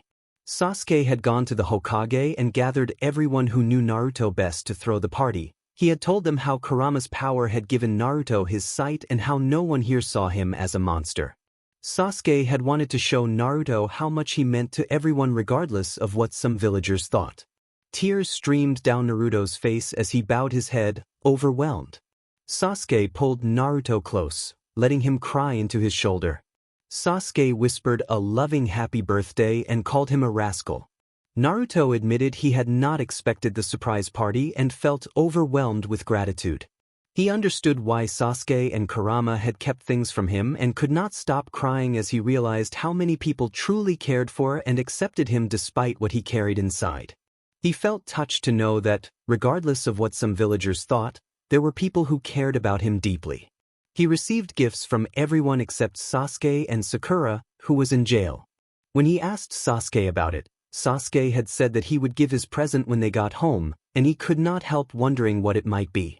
He enjoyed chatting with everyone at the party, and as it wound down he thanked them all for the gifts and for accepting him as he was. Irika reassured him that no matter what others said, there were people who cared and knew he was not a demon or a monster. Being the host for one did not make him the same. He nodded, a soft smile touching his face. Kiba had brought Yoko to the party while Sasuke gathered all of his gifts. There was little to clean up because Irika had arranged plenty of help. He deactivated his demonic eyes and took hold of Yoko's special leash. Sasuke whispered that they should head home, and he shivered at the sound of his voice. He thanked Sasuke and Kurama for arranging the surprise. Sasuke explained that they had to keep it secret for it to be a true surprise, and reminded him that after all he had sacrificed for the village, it was time he received something in return. Kurama then told him that he had given a different kind of gift, the ability to understand foxes, so he would not have to rely on Kurama to communicate with Yoko. He thanked Kurama sincerely. At home, Sasuke helped carry Naruto's gifts to his room.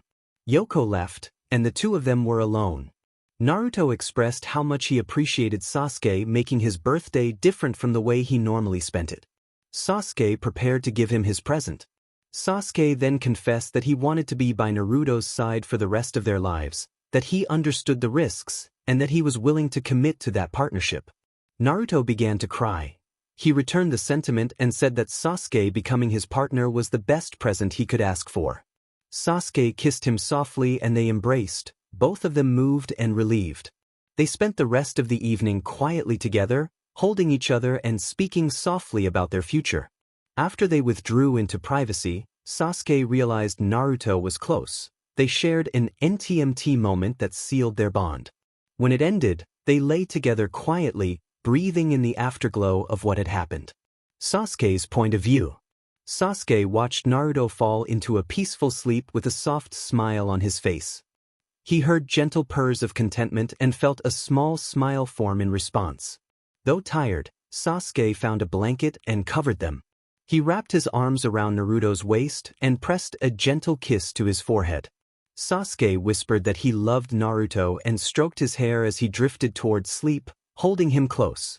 As he began to doze, a warm, tingling sensation pulsed at the base of his neck.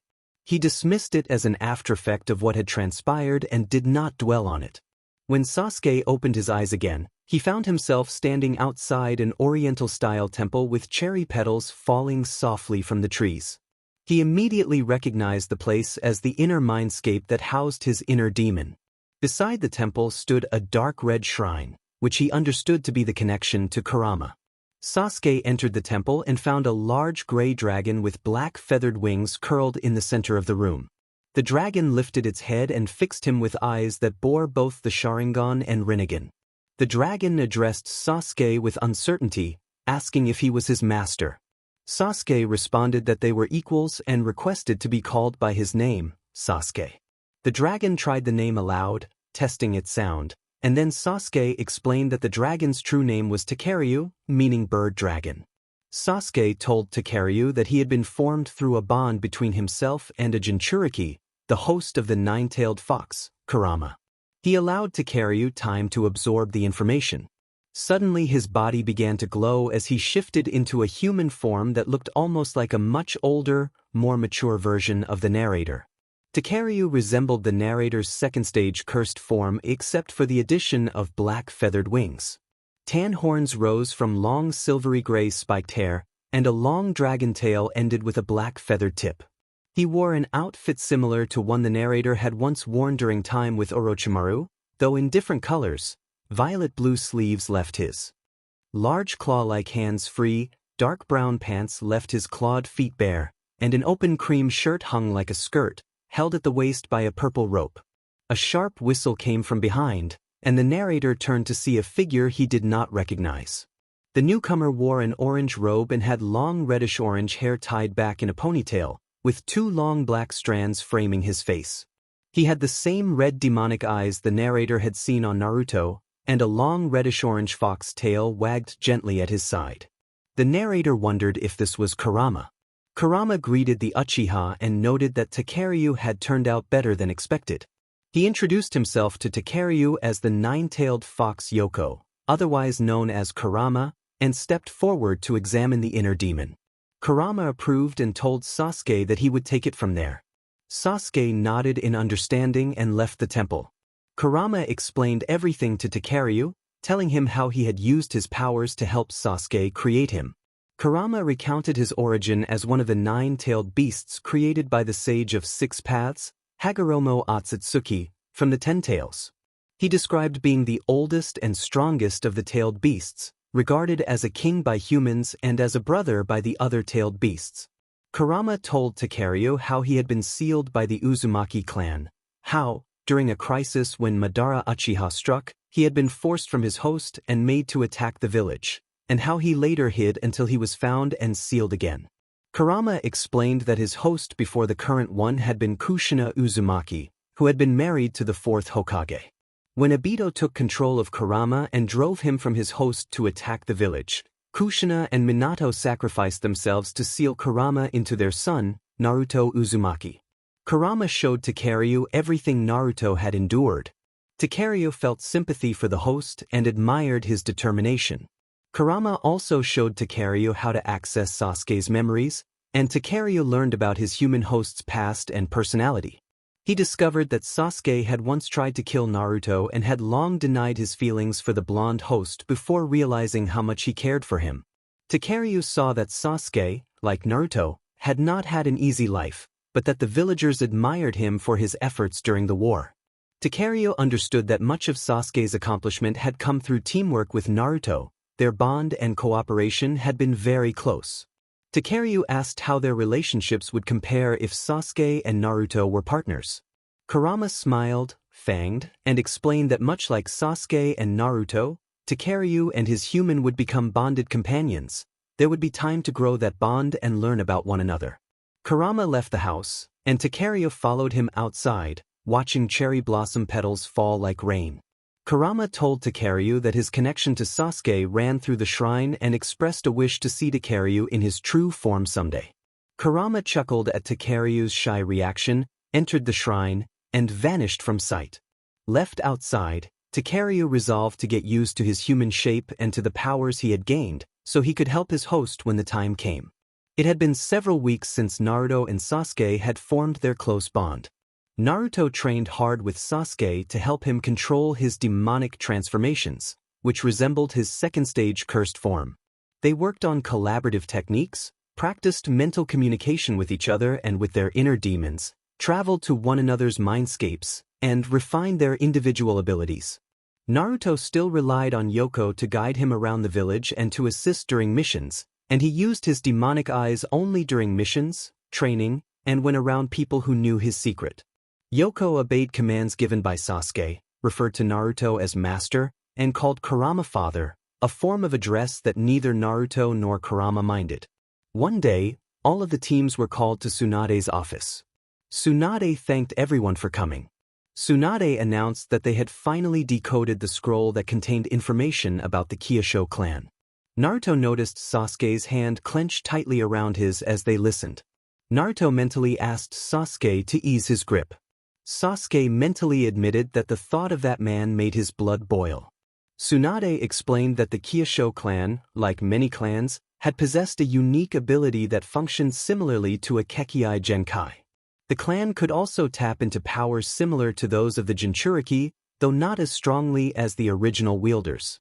During the many shinobi wars, the Kyosho had been nearly wiped out. Shikamaru asked what the man's endgame was and why he was targeting those with Kekkai Genkai and the Jinchuriki. Tsunade said that, much like during the Fourth Great Ninja War, he was trying to resurrect his clan and bring an end to the shinobi world. Kiba summarized that the man basically wanted to rule the world, and Tsunade confirmed that intention. Hinata asked how they could stop him, noting that each time Naruto had faced the man, he had barely made a dent before the man retreated. Tsunade read more from the notes and said that it had taken 3 strong shinobi clans to stop the Kyosho, the Uchiha, the Uzumaki, and the Namikaze. Naruto and Sasuke both reacted with shock when she named the clans. Tsunade explained that the Uchiha could copy and analyze jutsu, the Uzumaki were masters of sealing, and she knew little about the Namikaze. She paused and told Naruto and Sasuke that they were the last descendants of those clans. Naruto descended from the Namikaze and Uzumaki, and Sasuke was the last Uchiha. Because of their heritage and power, she believed Heitan had set his sights on them. They might be the only ones who could stop him. Naruto protested that he did not know sealing jutsu or what his father's clan had been capable of. Tsunade said she had gathered everyone because Kushina's and Minato's journals mentioned scrolls containing clan jutsu. She wanted 2 teams to go recover those scrolls. Naruto and Sasuke were to remain in the village for their protection and to keep the village defended. Team 10 Shikamaru, Choji, and Ino volunteered, as did Team 8 Kiba with Akamaru, Shino, and Hinata. Tsunade told them where the scrolls might be, and both teams were ordered to depart immediately and return as quickly as possible. After Tsunade dismissed the others, Naruto and Sasuke stayed behind to speak with her. Tsunade asked how she could help. Naruto showed Tsunade a mark on his neck that signified an important bond. Sasuke had not completed the ritual that would finalize it, and they had decided to wait until after the crisis with Heighten. Tsunade asked to be informed if Naruto's condition required medical attention, and Naruto agreed. Naruto and Sasuke said they wanted to see Sakura because they could not afford to lose a skilled medic. Tsunade warned that it might not be wise for them to go and see her. Naruto argued that Sakura was part of their team and therefore their responsibility. He pleaded for permission while trying not to break down. Tsunade sighed, massaged the bridge of her nose, and reluctantly gave them permission, advising them to be careful and warning that she did not know how Sakura might react upon seeing them. An ANBU guard led Naruto and Sasuke to the jail where Sakura and her mother were being held. Naruto's inner voice from Kurama told him he did not have to go, but Naruto insisted that Sakura needed to know everything he had been through and that she was both a capable medic and a necessary member of their team. Sasuke mentally noted that Naruto would not give up, and Kurama warned that he would intervene decisively if Sakura tried anything. Sasuke mentally vowed that no one would ever hurt Naruto again. Naruto felt a warm smile at Sasuke's determination and thought about how much he had changed since childhood.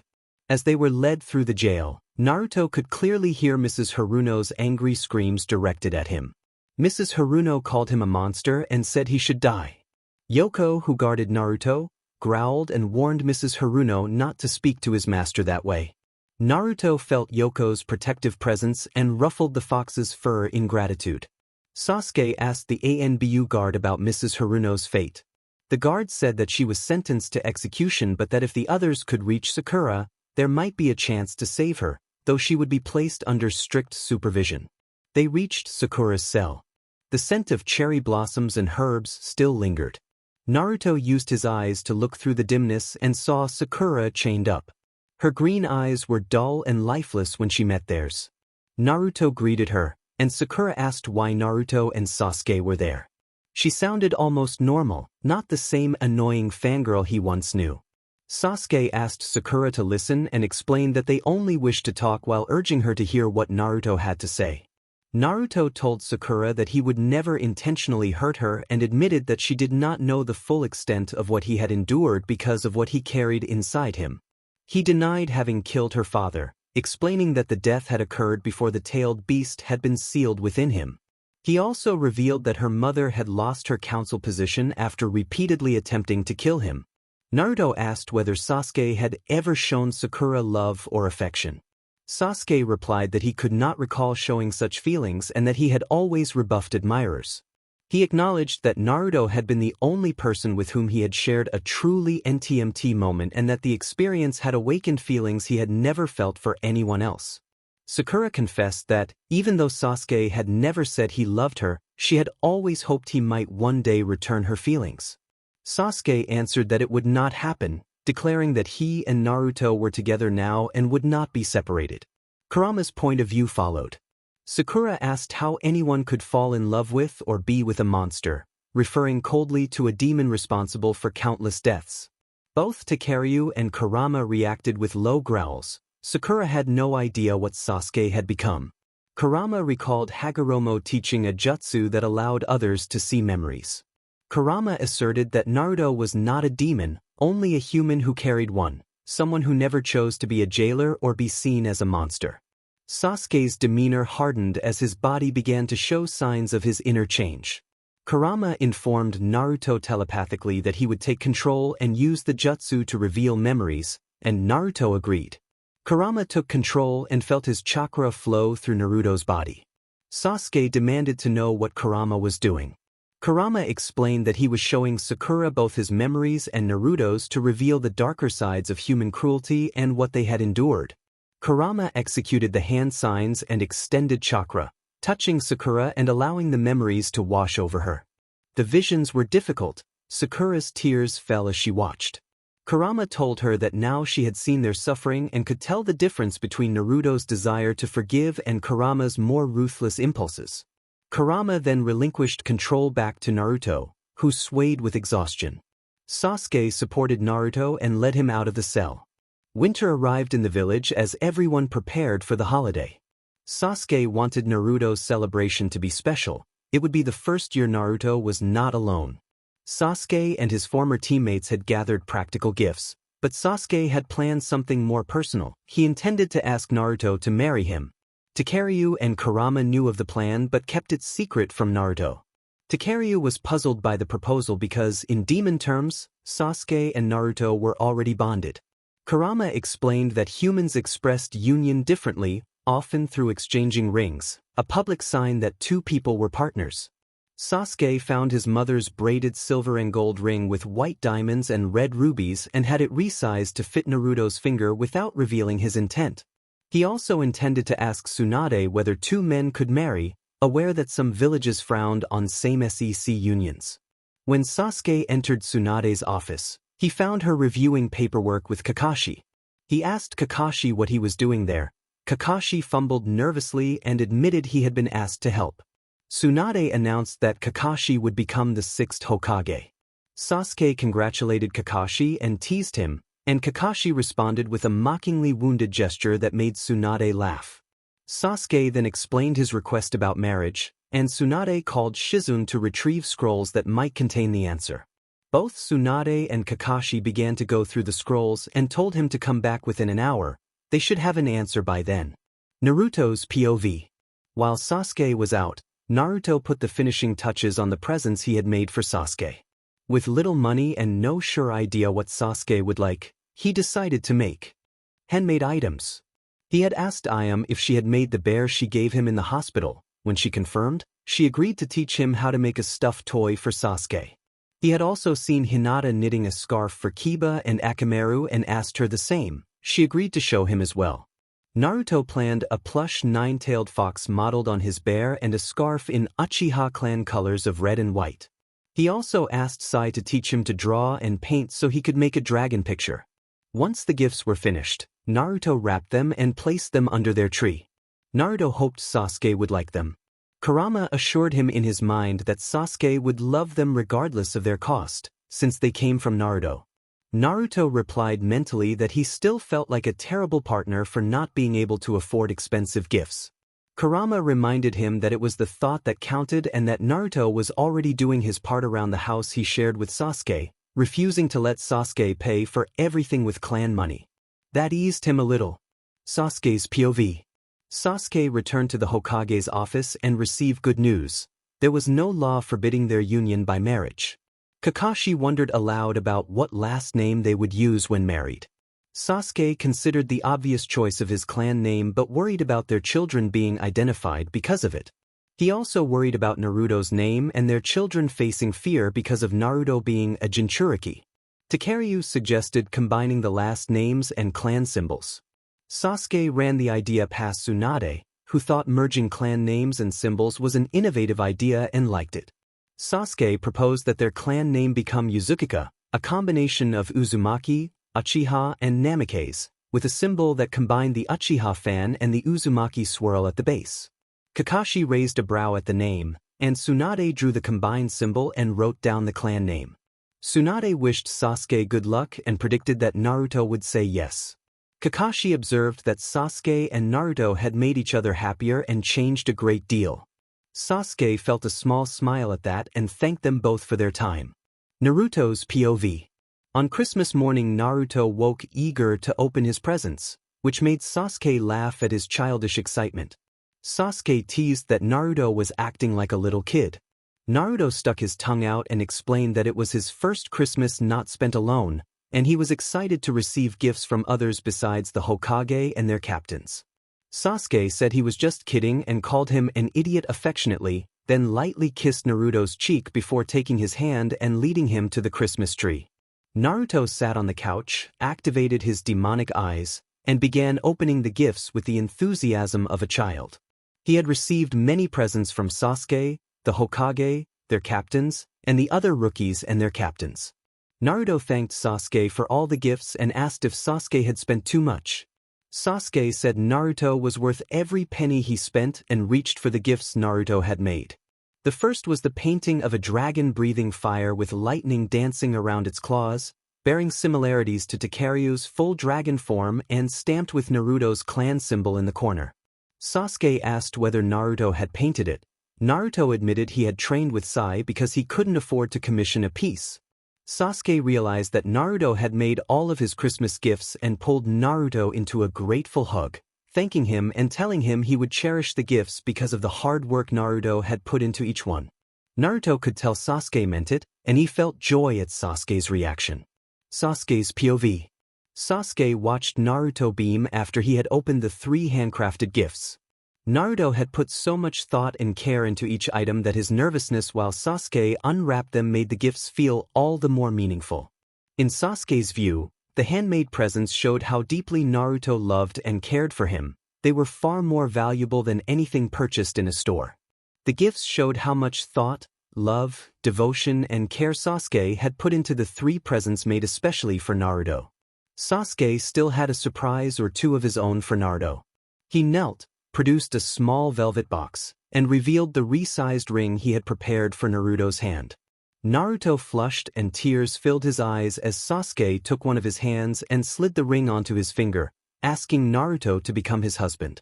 Naruto nodded through his tears and leapt into Sasuke's arms, hugging him tightly. Naruto was overwhelmed with joy and whispered that he loved Sasuke, and Sasuke returned the sentiment. After the celebration quieted, Sasuke and Naruto cleaned up their mess, and even Yoko lent a paw. Yoko expressed happiness for them, which made Naruto giggle. Sasuke asked what was so funny, and Naruto explained that Yoko had said he was happy for them.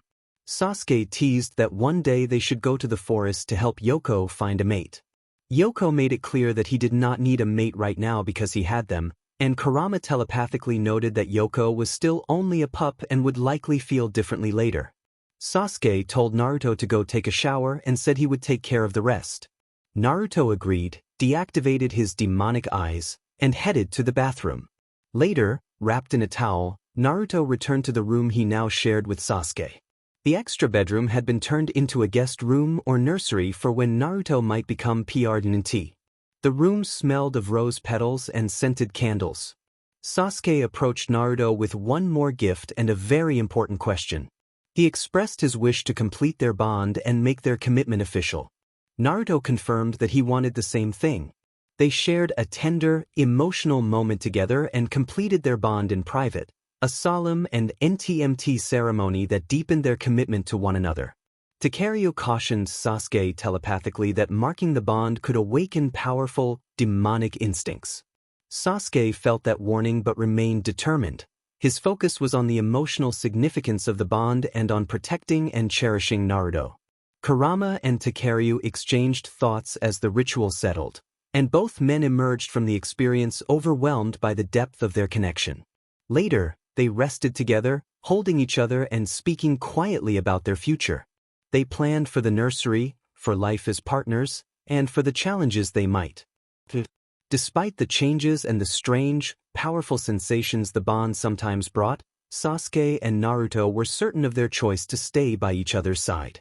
Their demonic eyes glowed as they shared an intense, private connection that left them both exhausted and trembling. Naruto's point of view shifted into a blur of sensation as their demonic bond deepened. The shared energy surged through them, strengthening the mark they had made on one another and drawing them into a fierce intimacy that was more about possession and connection than words. When it was over, they lay spent and panting, the bond between them noticeably reinforced. Sasuke's point of view returned as their forms gradually shifted back toward normal.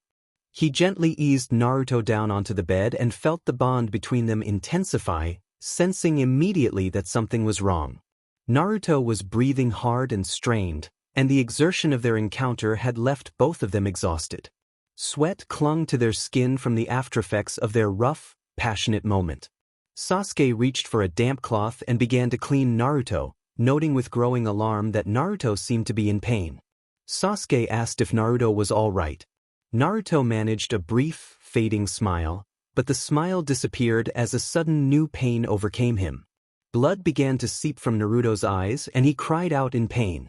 Feeling Naruto's distress through their bond sent Sasuke into a panic. He urgently asked what was happening, but Naruto could only intermittently cry out or whimper in pain.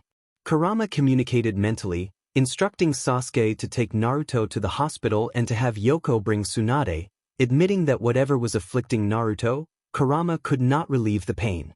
Sasuke moved quickly. He pulled on a pair of shorts, wrapped Naruto in his old Akatsuki cloak, and prepared to leave for medical help.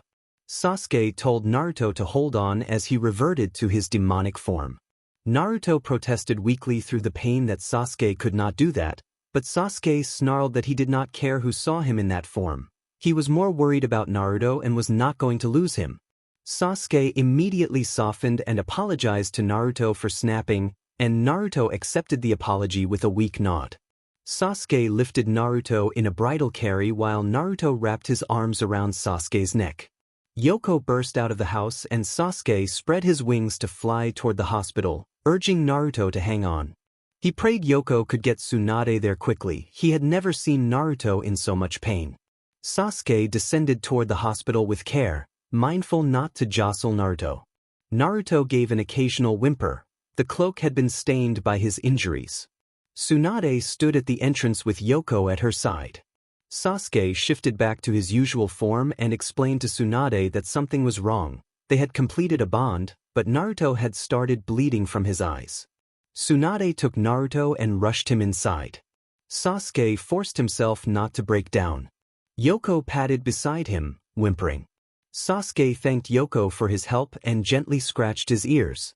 Time passed slowly in the waiting room with Yoko's head resting on Sasuke's lap. When Tsunade finally emerged, Sasuke rose, on the verge of tears.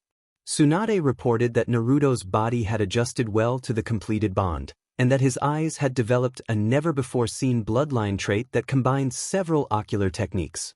Tsunade motioned for Sasuke and Yoko to follow her into Naruto's room. Naruto and Kurama were both trying to process the revelation that Naruto now had a unique ocular ability. The new eyes resembled the Six Paths Eye but with multiple layered circles. The innermost circle showed his demonic sage eyes in orange. The second was the copying eye with 3 comma-like marks linked to the sage ring in red. The outermost ring displayed the Six Paths Eye in purple. The sage layer allowed Naruto to perceive the flow of natural energy. The copying layer enabled him to understand and replicate various techniques, and the Six Paths layer revealed the chakra within people and its colors. Naruto and Kurama called the new gift sensory. It felt strange to be able to see so clearly without relying on Kurama. Kurama suggested that the change might be connected to Hagoromo giving some of his chakra to Naruto when they fought Madara, and that being a direct descendant could have allowed Naruto to awaken versions of the Six Paths sage eyesight. Naruto wondered whether he could turn the ability off or if it was permanent. Kurama did not know. Kurama did note, however, that Sasuke had been extremely worried for him. Takeru observed that anyone would be shaken seeing their partner in pain and bleeding, and that Sasuke had felt powerless to help. Sasuke and Yoko entered the room and both froze at the sight of Naruto's new eyes. Yoko rushed up with his tail wagging wildly, clearly relieved to see Naruto alive and well. Yoko expressed his relief and concern over Naruto's eyes with eager body language, and Naruto reassured him that he could see perfectly and apologized for worrying him. Naruto explained that Kurama had a theory about why it had happened. Yoko, anxious, asked whether he was still needed. Naruto gently stroked Yoko's head and ears and reassured him that he remained an important part of their family. Yoko relaxed and expressed his gratitude. Sasuke broke down into tears and ran to Naruto's bedside, hugging him and letting his emotions out as Naruto comforted him by running his fingers through his hair and promising that everything would be all right. Tsunade watched with concern. She was not used to seeing this vulnerable side of Sasuke. Naruto explained Kurama's theory again. The lineage connection and the chakra Hagoromo had shared might have influenced the awakening. Tsunade added that part of those events had allowed Sasuke to gain the Six Paths Eye in one of his eyes, and suggested that completing their bond may have helped awaken the trait in Naruto more slowly. Sasuke drifted to sleep in Naruto's arms.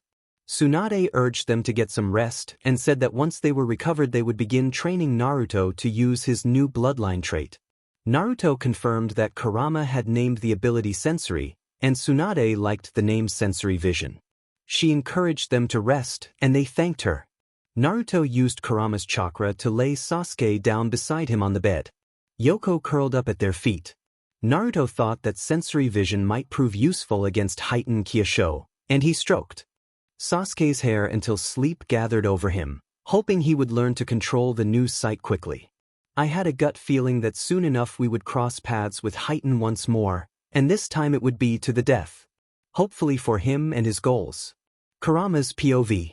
I was with Takaryu within Sasuke's mindscape because my mate wasn't feeling well. It seemed Naruto wasn't the only one undergoing changes. Takaryu's human form was changing. I lay next to him in my true form while he curled against me. An occasional whimper of pain slipped from his muzzle. Kurama reassured Takaryu that it was all right and told him not to fight the changes, stroking his overheated body with his tails. He had alerted Sasuke not to enter the mindscape until Takaryu finished because the heat and electricity leaping throughout the temple that housed Takaryu could kill an ordinary human. Both of their human bodies rested after Naruto had gained a new Kekigenkai. There was a strong possibility that when Naruto and Sasuke had children, they could inherit the Sharingan, Rinnegan, or the Kankaku Bijin. Naruto was already familiar with the demonic sage aspect of his eyes thanks to his training.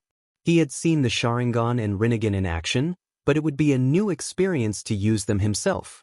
Kurama could tell Naruto could not awaken the Mangekyo Sharingan, and he knew Naruto's Kankaku Bijin was permanent.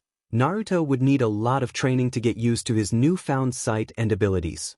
When Takaryu finished changing, he slept soundly against Kurama. Kurama kissed his forehead and felt the heat and electricity within the temple slowly settling. Sasuke asked mentally how Takaryu was. Kurama replied that he was resting and that it would be interesting to see how his human form had changed. Kurama had not expected the change so soon. Sasuke thanked Kurama for looking after him. Kurama said it was not a problem and reminded Sasuke that Naruto's Kankaku Bijin was permanent and that Sasuke would have to help train Naruto to use the Sharingan and Rinnegan aspects of his eyes. Naruto acknowledged that he already knew and that their children might inherit one of the three eye forms. Sasuke said he would get some rest, and both Sasuke and Naruto wished Kurama a good rest. Naruto's POV. I woke in the hospital to find Sasuke still lying against my chest. Sasuke was waking up too. Naruto greeted Sasuke, and Sasuke told him he had been terrified the night before and had thought he might lose him. Naruto apologized for worrying him and asked Sasuke to go home and fetch some clothes. Sasuke blushed, admitting he had been too worried to dress properly earlier, and Naruto kissed him on the forehead. Kurama sensed familiar chakra approaching, and Naruto made sure the blanket covered them before calling in their captain. Kakashi entered carrying clothes for both of them and looked wide-eyed at Naruto's new eyes. Naruto and Sasuke laughed softly at Kakashi's flustered expression. Kakashi explained that Lady Tsunade had summoned him, told him what had happened, and asked him to bring clothes. He had heard about the new Kekigenkai and wanted to see it for himself. He also said he and Sasuke would train Naruto to use it. Kurama and Naruto had expected as much, and Naruto admitted he was still adjusting to his newfound sight. Kurama asked how Naruto had noticed the change, and Naruto recalled tracking someone miles away and seeing them clearly. Kurama agreed that the Kankaku Bijin would explain that ability. Kurama told Naruto not to worry about Takaryu, who was still resting after rougher changes, and urged Naruto and Sasuke to focus on their training. Kurama's POV. Kurama cut his link to Naruto and saw Takaryu stirring. Takaryu ummed Kurama's name, and Kurama nuzzled his face affectionately. Takaryu admitted he felt a bit sore. Kurama asked if he could try to take his human form. Takaryu nodded weakly and stood away a little. Takaryu's body glowed as he transformed into his human form. Kurama stared in shock. Takaryu's human appearance no longer resembled Sasuke's. His body remained muscular and well-built, his torso striking and powerful. Gray, feather-like scales covered much of his skin, contrasting with areas of tanned complexion. From his wrist and ankle down, raven black, rough reptilian scales covered him. 4 sets of wings emerged from his back, 1 pair of raven-black feathered bird wings and another pair of raven-black dragon wings. A long, rough scaled tail extended from his tailbone. Takaryu's hair lengthened wildly to his waist and changed to snow white. A pair of raven-black feathers marked where his ears would have been. He remained striking, retaining the 2 very unique Kekii Genkai in his eyes. He swayed, and Kurama quickly shifted forms to catch him before he could fall. Takaryu asked Kurama weakly if it was really him. Kurama held Takaryu close and told him he was not going anywhere until Takaryu fully adjusted to his new human form and that he still found him beautiful. Takaryu blushed and thanked Kurama. Kurama gently pressed a soft, affectionate kiss to their mate mark, and Takaryu relaxed against him. Kurama reassured him that he would stay. Sasuke's POV. A month had passed since Naruto awakened his Kekii Genkai, Kankaku Bijin. Sasuke and Naruto had worked hard to perfect Naruto's use of his newfound eyes. Naruto's vision was sharper than Sasuke's own Kekii Genkai, and Naruto did not need to close one eye to activate the other as Sasuke did. Because of this awakening, Naruto could perform elemental jutsu he had never been able to use before. He had at least 100 known jutsu, including several sealing techniques of the Uzumaki clan and the jutsu that had made him famous as the Yellow Flash. He also learned that the Namikaze clan were skilled swordsmen while helping Sasuke hone sword techniques. Winter was ending and spring was approaching. Both Naruto and Sasuke planned to marry once the crisis with heightened Kyosho was resolved. Naruto had told Sasuke he often dreamed of marrying beneath cherry blossoms, and Kurama had noted that it was around that time when they both went into heat. Sasuke had never known this softer, more romantic side of Naruto, but Naruto focused on the future with Sasuke rather than the past. One day, Tsunade summoned Sasuke and Naruto to the Hokage Tower. Tsunade explained that heightened Kyosho had appeared in the Valley of the End and was calling for them. A patrol ninja had returned grievously injured with a message that Heighten would be waiting for them and that the confrontation would end things one way or another. Sasuke clenched his fist at the news and felt Naruto squeeze his hand in understanding. Tsunade asked if they were ready. Naruto confidently stated that the Kaisho clan would finally come to an end, and Tsunade urged them to be careful. Sasuke promised they would, and the two went home to prepare for the battle. Naruto's POV. Sasuke and Naruto returned home to gather what they needed. Naruto changed into sage robes and summoned clones to travel to Mount Myaboku to gather nature energy. He kept his headplate over his eyes to avoid revealing their trump card too soon. Naruto asked Yoko, his fox companion, if he was ready, and Yoko mentally confirmed that he knew what signal to watch for.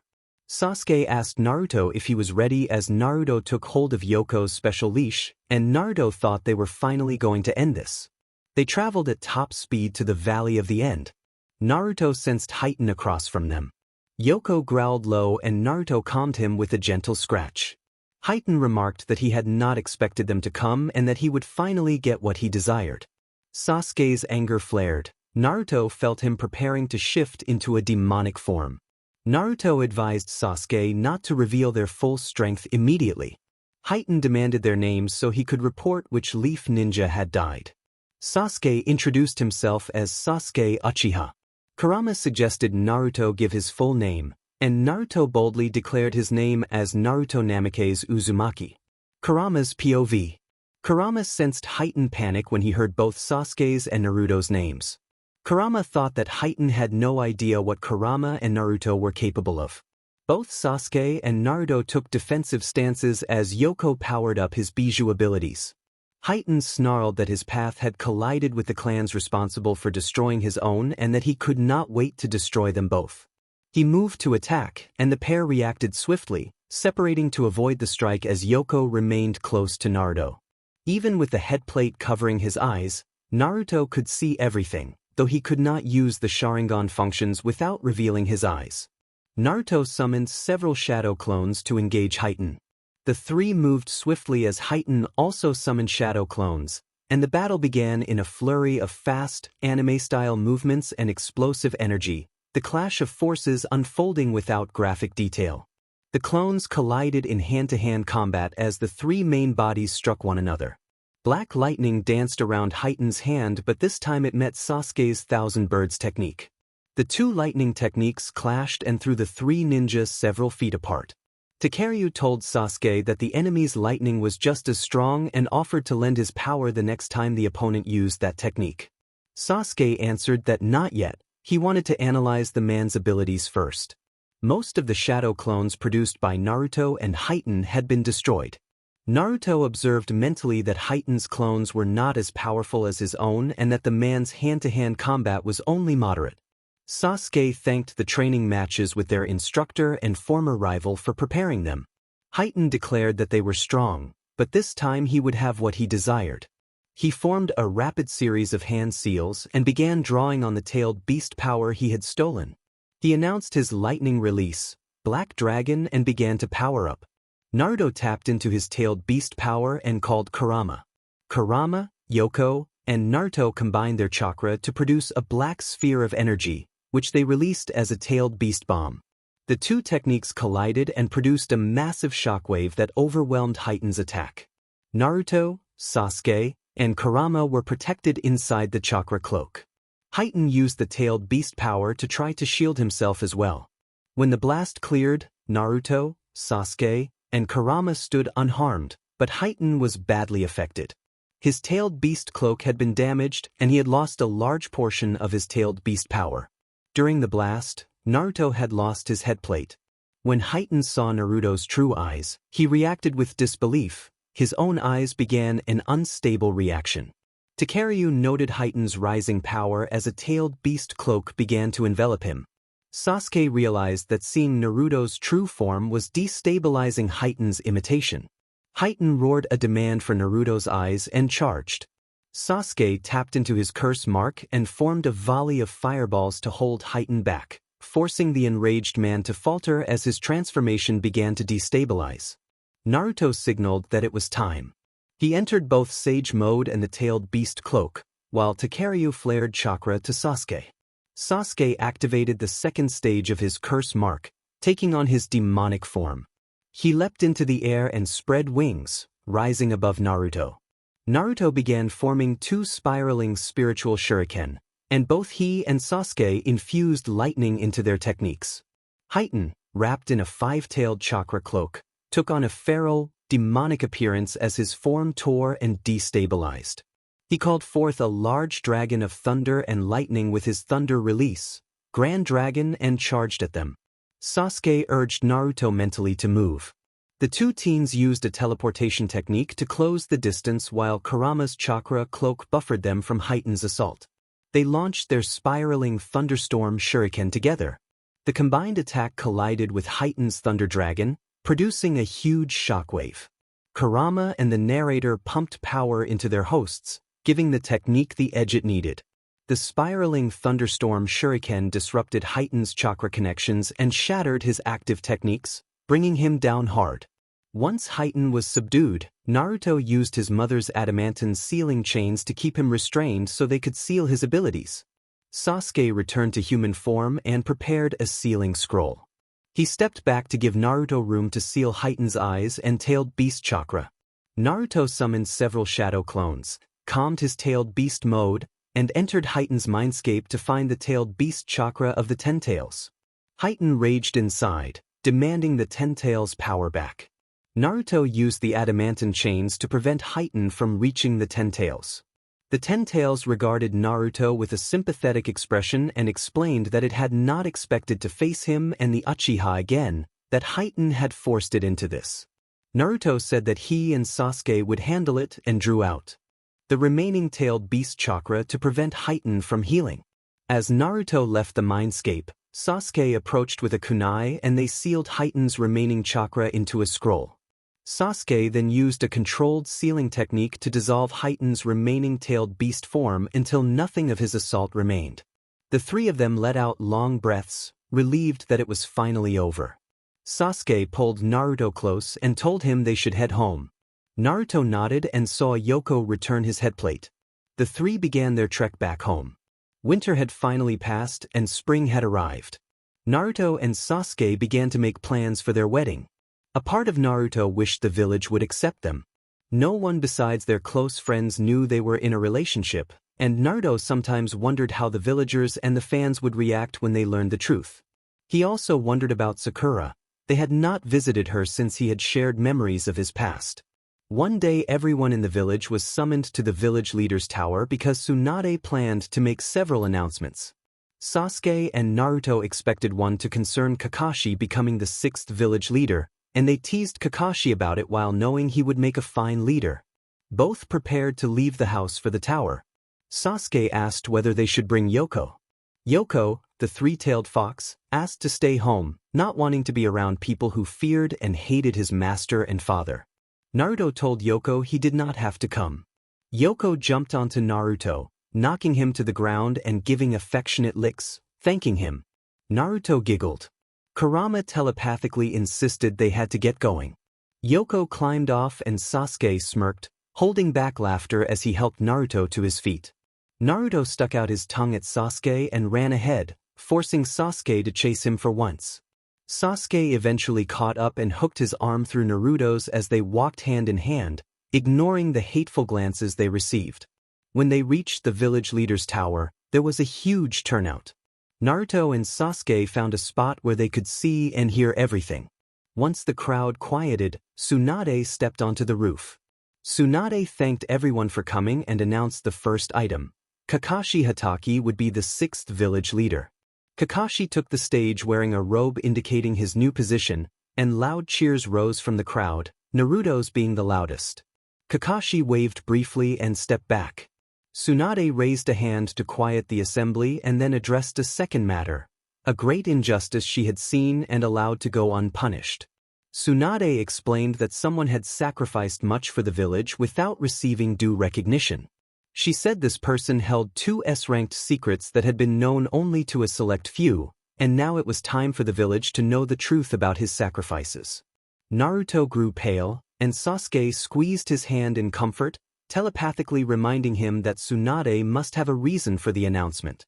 Kurama echoed that Naruto should be recognized as a hero. Tsunade continued, saying the story began on the night the 9-tailed fox attacked. The villagers had been told that the 4th village leader, Minato Namikaze, had killed the beast, but Tsunade revealed that this had been a lie. The 4th had not killed the fox. Instead, he had sealed it into the body of a newborn child, his own son. The crowd murmured in surprise at the idea that Minato had a son they had not known about. Tsunade went on to say that the 9-tailed fox had been ripped from its previous host and forced to attack by a man who had been manipulated by Madara Uchiha. That man was Obito Uchiha. Voices rose in protest until Tsunade and Kakashi called for quiet. Kakashi reminded the crowd that the Uchiha Eye technique, the Sharingan, can control tailed beasts and force them to obey. He noted that the 4th's wife Kushina had been the 9-tailed fox's host, and that while she had been treated with respect, her son had been treated with hatred for the beast's actions. Tsunade explained that the 4th had hoped his son would be celebrated as a hero, but the village had done the opposite. She credited this same young man with stopping Shikaku, the one-tailed beast, from destroying the village entirely and with befriending Shikaku's host. She also noted his role in stopping pain of the Akatsuki. Tsunade identified the person she spoke of as Naruto Uzumaki. The villagers turned toward Naruto and renewed their hostile outbursts, some claiming they had lost loved ones because of the beast and insisting Minato should have killed it.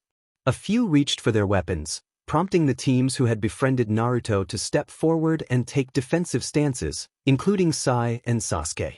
Kakashi and Tsunade tried to calm the villagers. Kurama telepathically urged Naruto to reverse summon him. Naruto started to object, but Kurama quickly reassured him that he would not do anything reckless. Naruto lifted his shirt to reveal the seal on his stomach.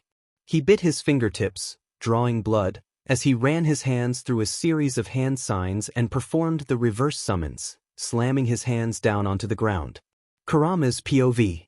Smoke swirled as Kurama materialized in full flesh and blood, letting out a thunderous roar that drove the villagers back in fear. Some cried out that the beast would destroy the village.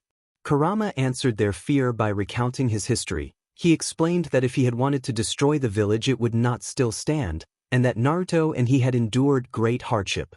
He told them that others had used him as a weapon, that members of the Uchiha clan had twice forced him to wreak devastation, and that previous Hokage had given their lives to stop him. Kurama said he had never asked to be treated as a tool, nor to be torn from his hosts. The hosts who had survived had been members of the Uzumaki clan, whose unique chakra had made the strongest bonds. As Kurama spoke, many villagers began to see that he and Naruto were not threats. Their attention shifted to Sasuke. With his Sharingan, they feared he could force Kurama to turn on the village.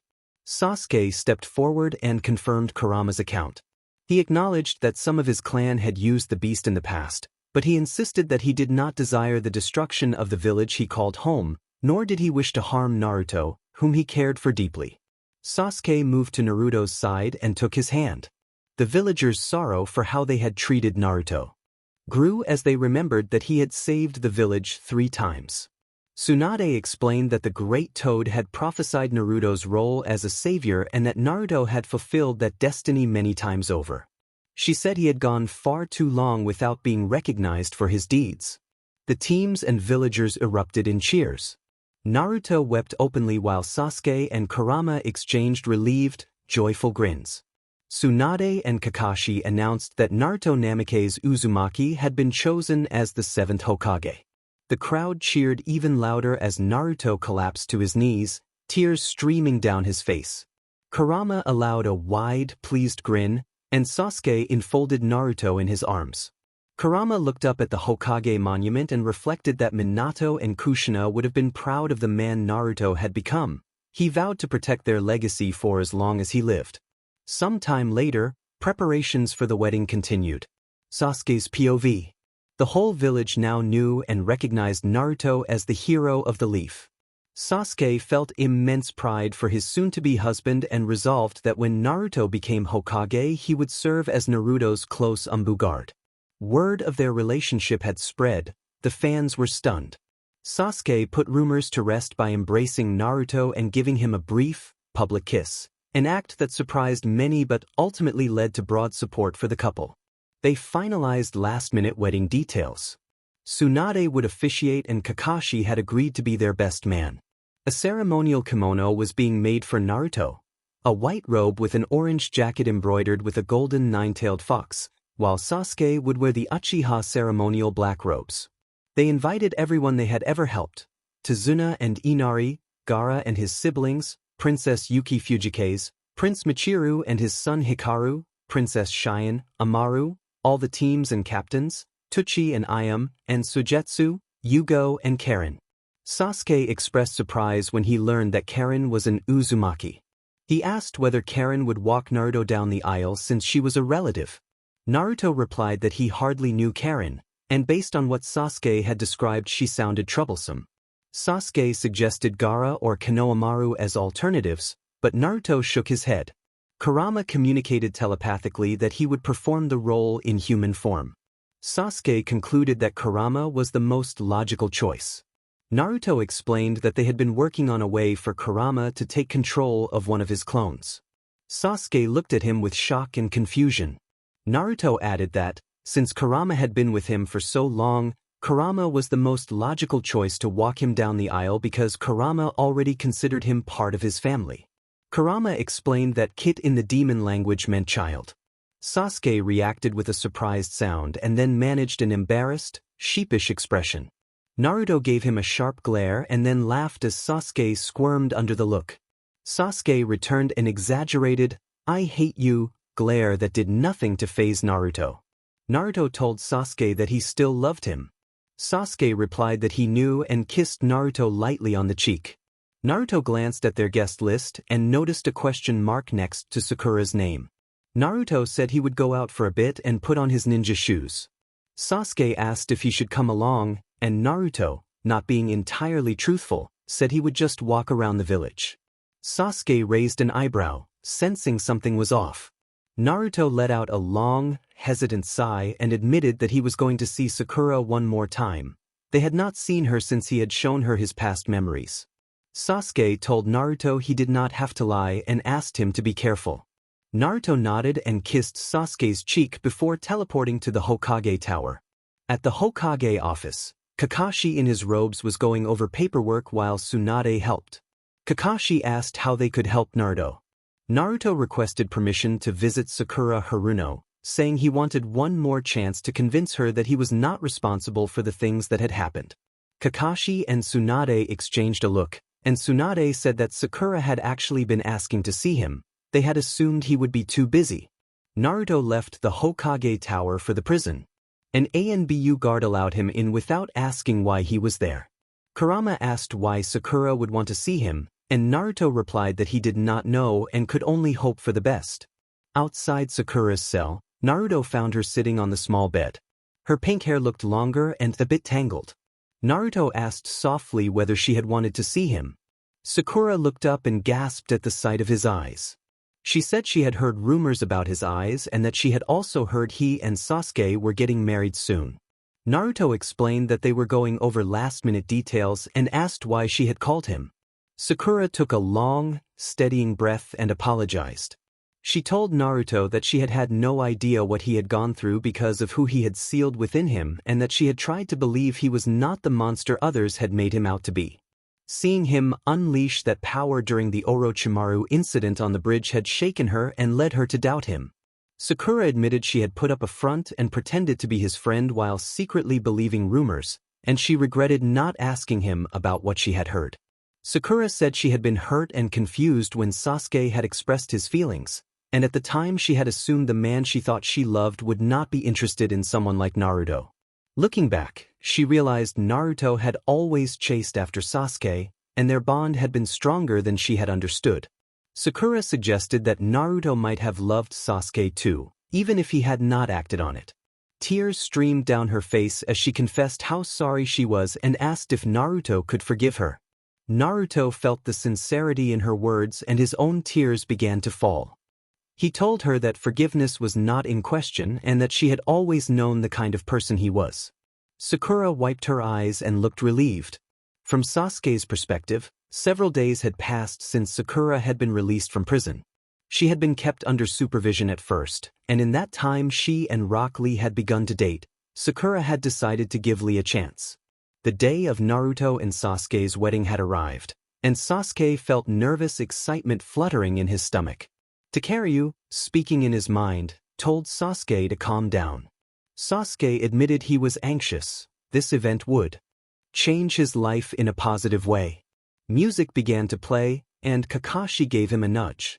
Sasuke looked down the aisle as Sakura petals fell like gentle rain. Kurama, in human form, walked beside Naruto to escort him. Naruto looked radiant in a kimono that suited him, holding a bouquet of red roses, one arm linked with Kurama's. Kurama wore the kimono Naruto often imagined in his mind. Sasuke understood why Naruto had dreamed of an outdoor wedding beneath blooming cherry trees. The memory of how he looked in that moment stirred within my very soul. Kurama guided Naruto forward to join me and gave Naruto a gentle peck on the cheek before stepping aside.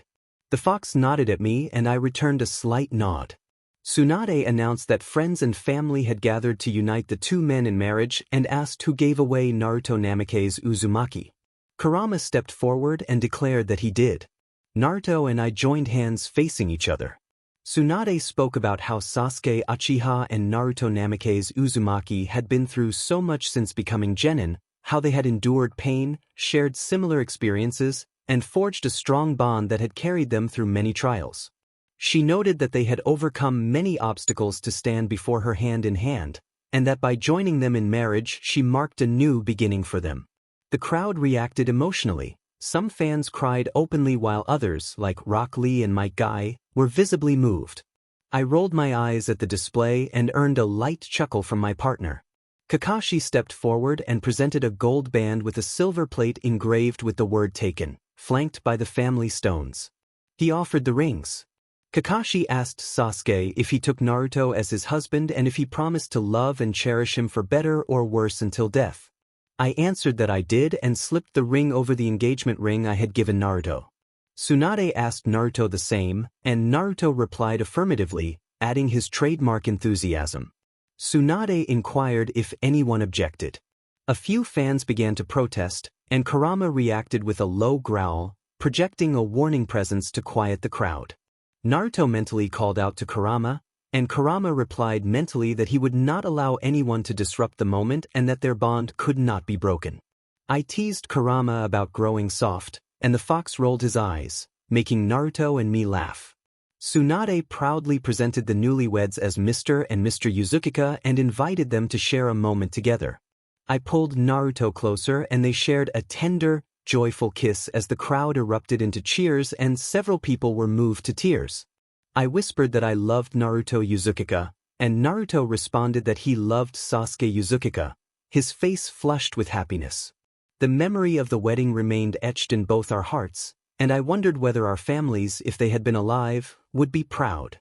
I hoped I was honoring the goals I had set, to rebuild a family of my own, not the Uchiha clan as it once was, but a new clan built with the person I loved most in the world, and nothing would break us apart. After the ceremony, Naruto and I posed for photos for our wedding album. Kurama even agreed to take a few, then slipped back into Naruto's inner world as Naruto dispelled his clone.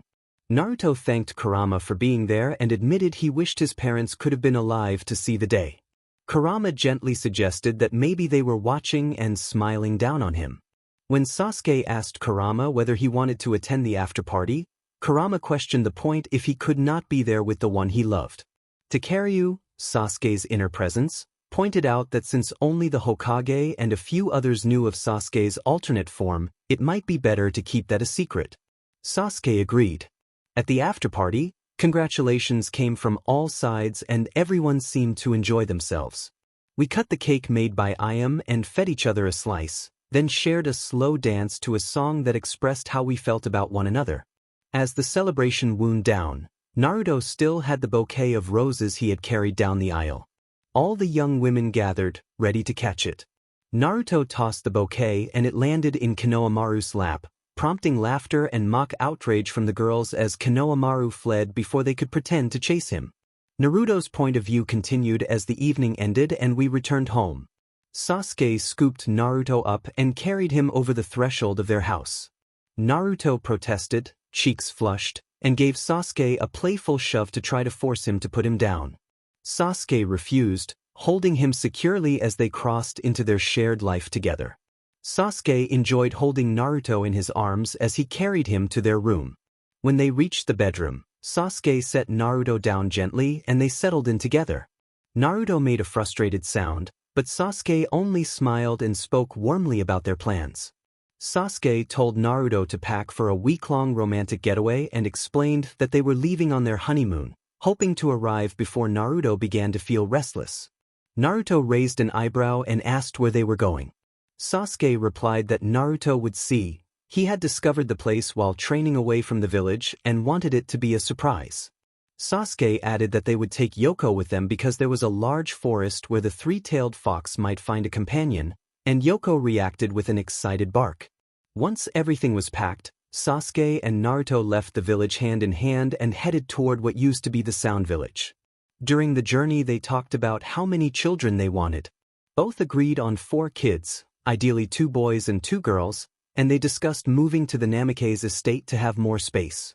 They imagined what their daughters might look like and laughed about the possibility of one taking after Sasuke's looks. Naruto teased Sasuke about wanting their children to inherit his appearance, and Sasuke replied that if one of their daughters resembled him, he would be fiercely protective. The conversation turned practical when Naruto asked how the children would be born.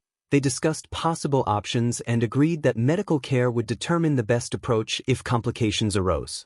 They arrived near the Sound Village with Naruto blindfolded so the location would remain a surprise. Sasuke warned Naruto not to peek or have Yoko give anything away, then allowed Naruto to hold Yoko's special HRZ as the fox followed their lead. Sasuke led them to a cave hidden behind a waterfall. Inside, crystals sparkled from the ceiling, walls, and floor. Sasuke performed a small fire jutsu to set a modest flame and undid Yoko's HRZ. Sasuke encouraged Yoko to explore the nearby forest and look for a companion while they stayed in the cave for at least a week. From Naruto's perspective, Sasuke instructed him not to open his eyes until told. When Sasuke finally said it was all right to open them, Naruto found himself surrounded by the colorful glow of crystals reflecting in the waterfall. Naruto told Sasuke that the place was beautiful and tears pricked at his eyes. Sasuke replied that it was not as beautiful as Naruto, then reached out to gently wipe away his tears. Naruto spoke about how much he had missed Sasuke during the time apart, how he had promised himself he would return to the village one day, and how he had once felt abandoned when others overlooked him after Sasuke's return and the elders assigned protection duties. Naruto admitted that losing his sight had made him fear he would never see marvels like this again and that he had experienced deep losses. Sasuke comforted Naruto, assuring him that he would stay and that he wanted to look forward to a bright future together with their children. Sasuke expressed pride in their union and in calling Naruto his husband, and Naruto found those words profoundly reassuring. After Naruto calmed down, Sasuke led him to a lookout where they could see several villages and watch the sunset and the stars. The sights and Sasuke's affection stayed with Naruto. He reflected that, because of their unique heritage, they would age more slowly than ordinary people and might outlast many of those they knew. They returned to the cave, aware that they had several hours before Naruto began to feel restless. Naruto warned that he might become more irritable during those times and asked for Sasuke's patience and support. When Sasuke asked how he would recognize the change, Naruto replied that Sasuke would know. Sasuke accepted that responsibility and prepared himself to be understanding. He suspected it had something to do with instincts they both carried. That night they cuddled close. Sasuke did not know exactly what to expect when Naruto's restless cycle began, but Naruto had assured him that Sasuke would notice when anything changed. Sasuke guessed that his own instincts would help him respond and protect the person he loved. Because he was only a half-demon, Sasuke did not go into heat like Naruto.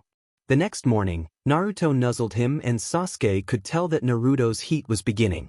Naruto's whole body felt warm to the touch and his eyes had returned to the familiar sapphire blue that Sasuke had once loved so dearly. Naruto's heat prompted an NTMT encounter that night. Afterwards, exhausted, Naruto collapsed into Sasuke's arms. Sasuke carried him to their sleeping bags and sensed almost instantly that Naruto was now carrying one of their cubs. They lay wrapped together, covered with a blanket, and fell asleep with smiles. Kurama's POV.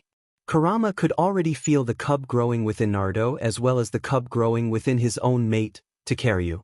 Kurama could tell his cub would grow and mature faster than Naruto's and would resemble him in many ways, though with darker fur. He also sensed that Naruto's cub would look very much like Naruto but with Sasuke's hair color. Kurama lay wrapped around his mate in his fox form while Sasuke slept in his dragon form, all of them worn out from the recent mating during Takeru's first heat. Kurama mused quietly about how Naruto might handle the changes of PRGNCY, remembering how Kushina had experienced morning sickness, mood swings, and odd cravings. Naruto's POV. Naruto awoke the next morning feeling a bit under the weather, which was unusual for him. He curled up next to Sasuke, and fragments of the night returned to him as he realized he was now PR'd with one of Sasuke's cubs. Naruto smiled and rubbed the slight baby bump that had formed. Kurama mentally congratulated Naruto. Naruto thanked Kurama and noted that Takeru was also expecting. Kurama replied that Takeru was currently cursing him out while throwing up, which made Naruto laugh. I could feel Sasuke stirring beside me. Sasuke whispered a soft good morning as his hand began to rub my belly and he marveled that they already had a child growing inside me. I answered that Takeru was also expecting and experiencing morning sickness. When Sasuke asked how I was, I admitted I felt a bit queasy and asked if they could get washed up. Sasuke smiled, scooped me up into his arms bridal style, and carried me to the waterfall. I blushed wildly and felt my legs go like rubber, but I knew I would recover. They both washed and Sasuke wanted to spend the rest of their remaining honeymoon showing them more sights before he returned home. Sasuke's point of view. The week ended and they made their way back home. Yoko had found a female fox mate, a ball of energy who took an instant liking to Naruto. Because her fur color matched Naruto's mother's, Naruto named the fox Kushina. The pups she produced would be good companions for their children, especially the one they were expecting. As they walked home, they talked about names for their unborn son and about who they would like to have as godparents in case anything happened to them. When they came home, their first stop was the Hokage Towers. Kakashi's face was now carved into the mountainside among the other Hokage faces overlooking the village, and this brought a smile to their faces as Naruto held a sleeping Kushina in his arms. They figured Tsunade would be in the Hokage Tower or perhaps at the gambling hall or getting a drink. They knocked and Kakashi called them in. Kakashi looked up from his paperwork and asked how the honeymoon had been. Sasuke said it was good, mentioned Yoko had found a mate, and that Naruto was expecting. Kakashi smiled from behind his mask and congratulated them, then asked who else knew. Sasuke replied that Gaara had been named the Godfather. Kakashi informed them that Tsunade was at the hospital. Naruto thanked Kakashi and asked if they should call him Lord Hokage now. Kakashi said it was fine if they still called him Sensei. Both thanked him before heading to the hospital. Naruto's point of view. They arrived at the hospital where Tsunade immediately set some rules and then brightened when she saw them. Tsunade congratulated Naruto and said they needed to set up appointments to monitor the baby, leading them to an examination room for health checks. They discussed the birthing process. Naruto explained that he would carry the baby for 9 months in his natural form and would be able to feed and care for the child. Tsunade advised plenty of rest and appropriate exercise, effectively ruling out missions for Naruto for a while. Once the appointments and medical file were all set, they went to the Inuzuka compound to get Kushina her shots and license. Naruto could already tell that the next 9 months were going to be interesting. Sasuke's point of view. The 9 months passed in the blink of an eye. Naruto and Sasuke moved into the Namake's estate, their clan symbol displayed on the gates. They turned the basement into a den for the foxes, and Kurama created a summoning contract that would allow future generations to summon him and his ancestors.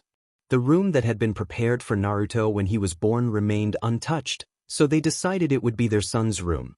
They placed the toys Naruto had received as a child and the toy Naruto had given Sasuke there, and transformed what used to be his parents' room into their master bedroom. Everything was set for their son. Naruto practically glowed during his PRDZY. They spent quiet time cuddling while Sasuke stroked his belly. Sasuke was moved to tears the first time he felt their son kick his hand. It was almost Naruto's birthday, and their son's due date was the same. Kushina the fox had already had a litter of 4 pups. A small blonde, 4-tailed fox often curled up on Naruto's stomach. Naruto named that fox cub Minato after his father, the 4th Hokage. Sasuke named the other 3 pups after the family he had lost and loved most: Itachi, Fugaku, and Mikoto. They were at Ichiraku Ramen, where Sasuke occasionally treated Naruto, and with Naruto's birthday and the due date both so close, Sasuke decided to splurge. Tuchi and Ayam welcomed them warmly, and Sasuke appreciated the close bond they had with the shop. Suddenly Naruto fell off his stool, clutching his stomach in pain. Sasuke rushed to his side and asked if he was all right. Naruto that it was time. Sasuke reacted quickly, shifting into his demonic form without concern for who saw him, scooping Naruto up bridal style and flying as fast as his wings would carry them to the hospital. Naruto's point of view. Even with his immense healing, Naruto felt the intense pain of labor. Sasuke landed and shifted back into human form, rushing Naruto into the hospital and announcing that it was time. Sakura and Tsunade came running and Sasuke placed Naruto onto a gurney, holding his hand and refusing to leave his side. Naruto focused on steady breathing while the medical staff prepared to assist with the DLVRY. After several hours of labor, their son entered the world with a loud, healthy cry. Sakura cleaned and wrapped the newborn while Tsunade checked Naruto to make sure he was all right. Once everything was confirmed to be fine, Sakura handed Naruto his newborn son. Naruto's POV. He had Naruto's small spikes, but they matched Sasuke's hair color. 3 whisker marks caressed his cheeks just like Naruto's.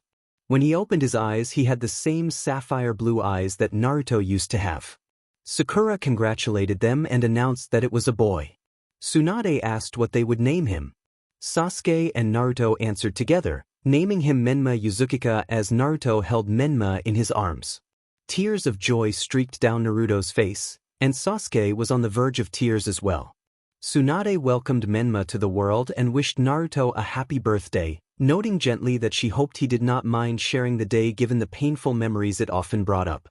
Naruto replied that he did not mind and that Menma gave the day a bright new meaning. Naruto yawned, and Sasuke asked to hold Menma while Naruto rested. Naruto passed Menma to Sasuke and felt Sasuke whisper his love as he kissed Naruto's forehead before Naruto drifted into sleep. 3 years later, Menma had grown into a lively child who reminded Naruto of himself. He had calmed somewhat after Naruto's birth. Naruto had been named after the playful transformation jutsu Naruto once used. She had his blonde hair and whisker marks, with Sasuke's jet black eyes. Menma was thrilled to be a big brother and always wanted to help with Naruto.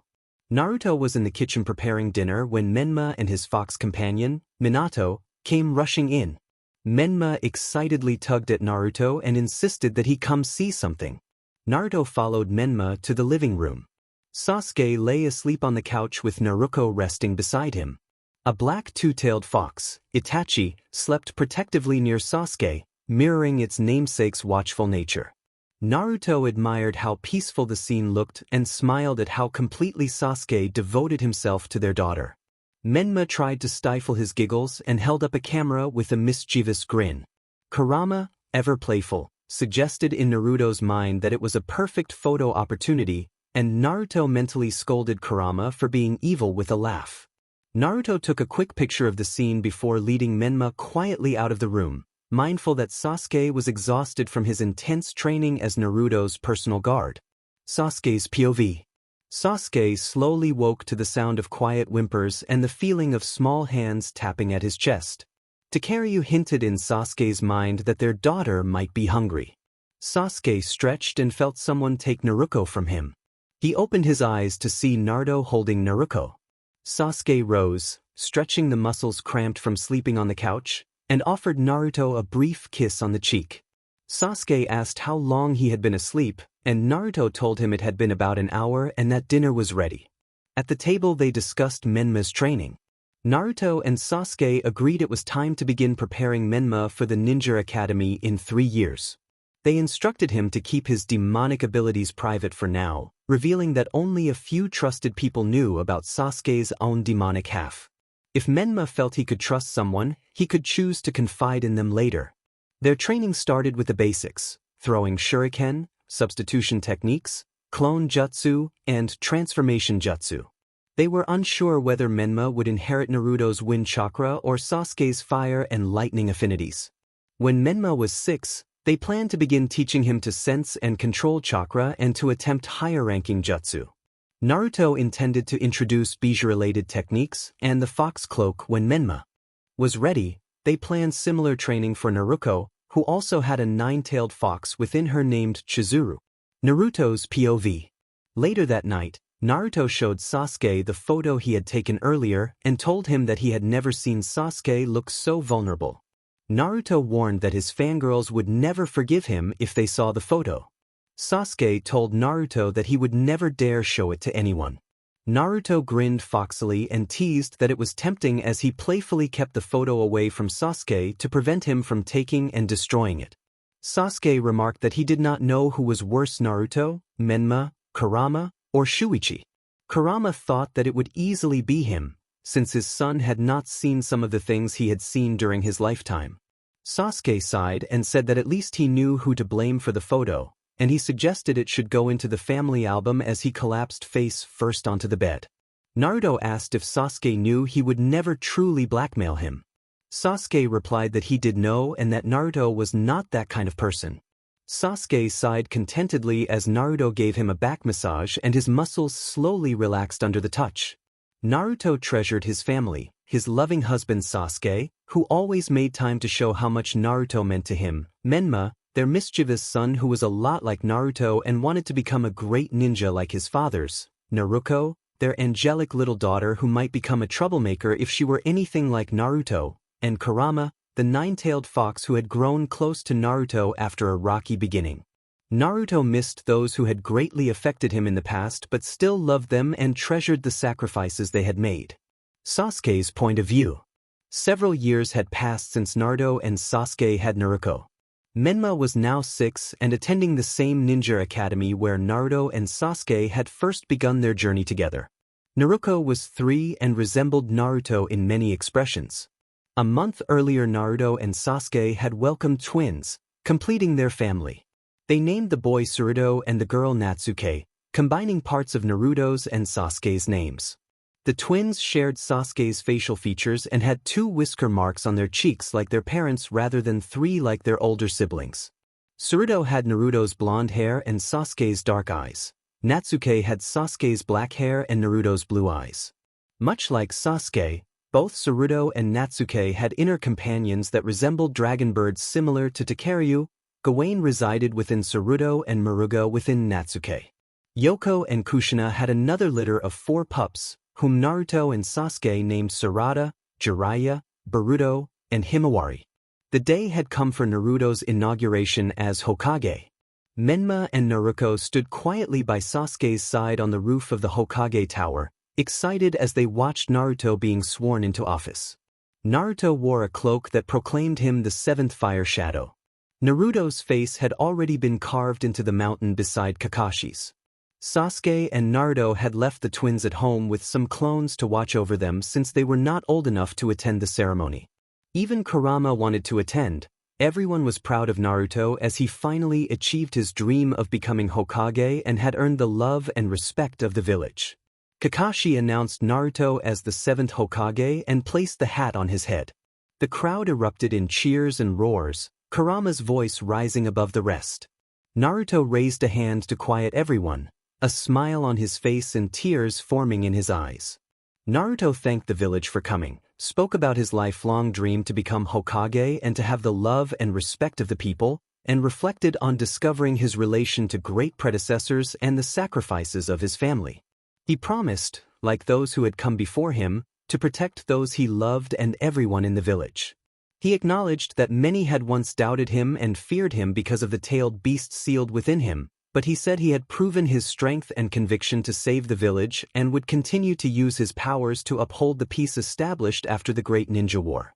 Sasuke watched Naruto smile through tears, and when their children were the first to run up and hug Naruto's legs, Sasuke stepped forward and turned his husband so Naruto could cry into his shoulder. Naruto's point of view.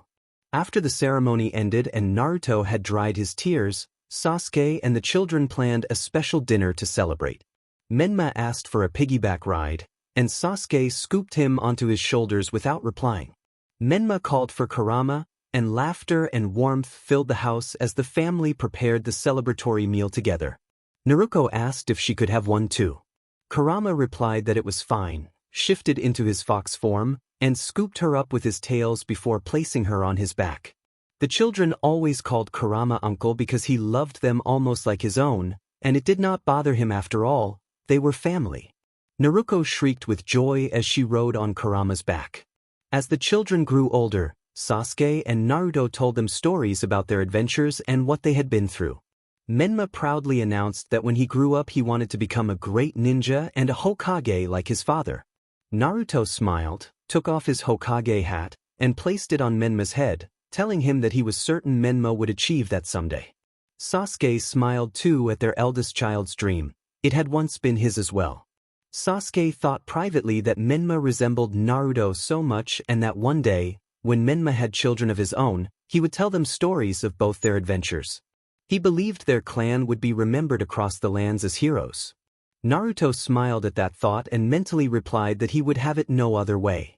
They walked home together hand in hand, nodding toward those who greeted them. Menma's and Naruto's smiles matched their fathers as they beamed with pride. Naruto wondered what adventures awaited all of his children when they became ninjas.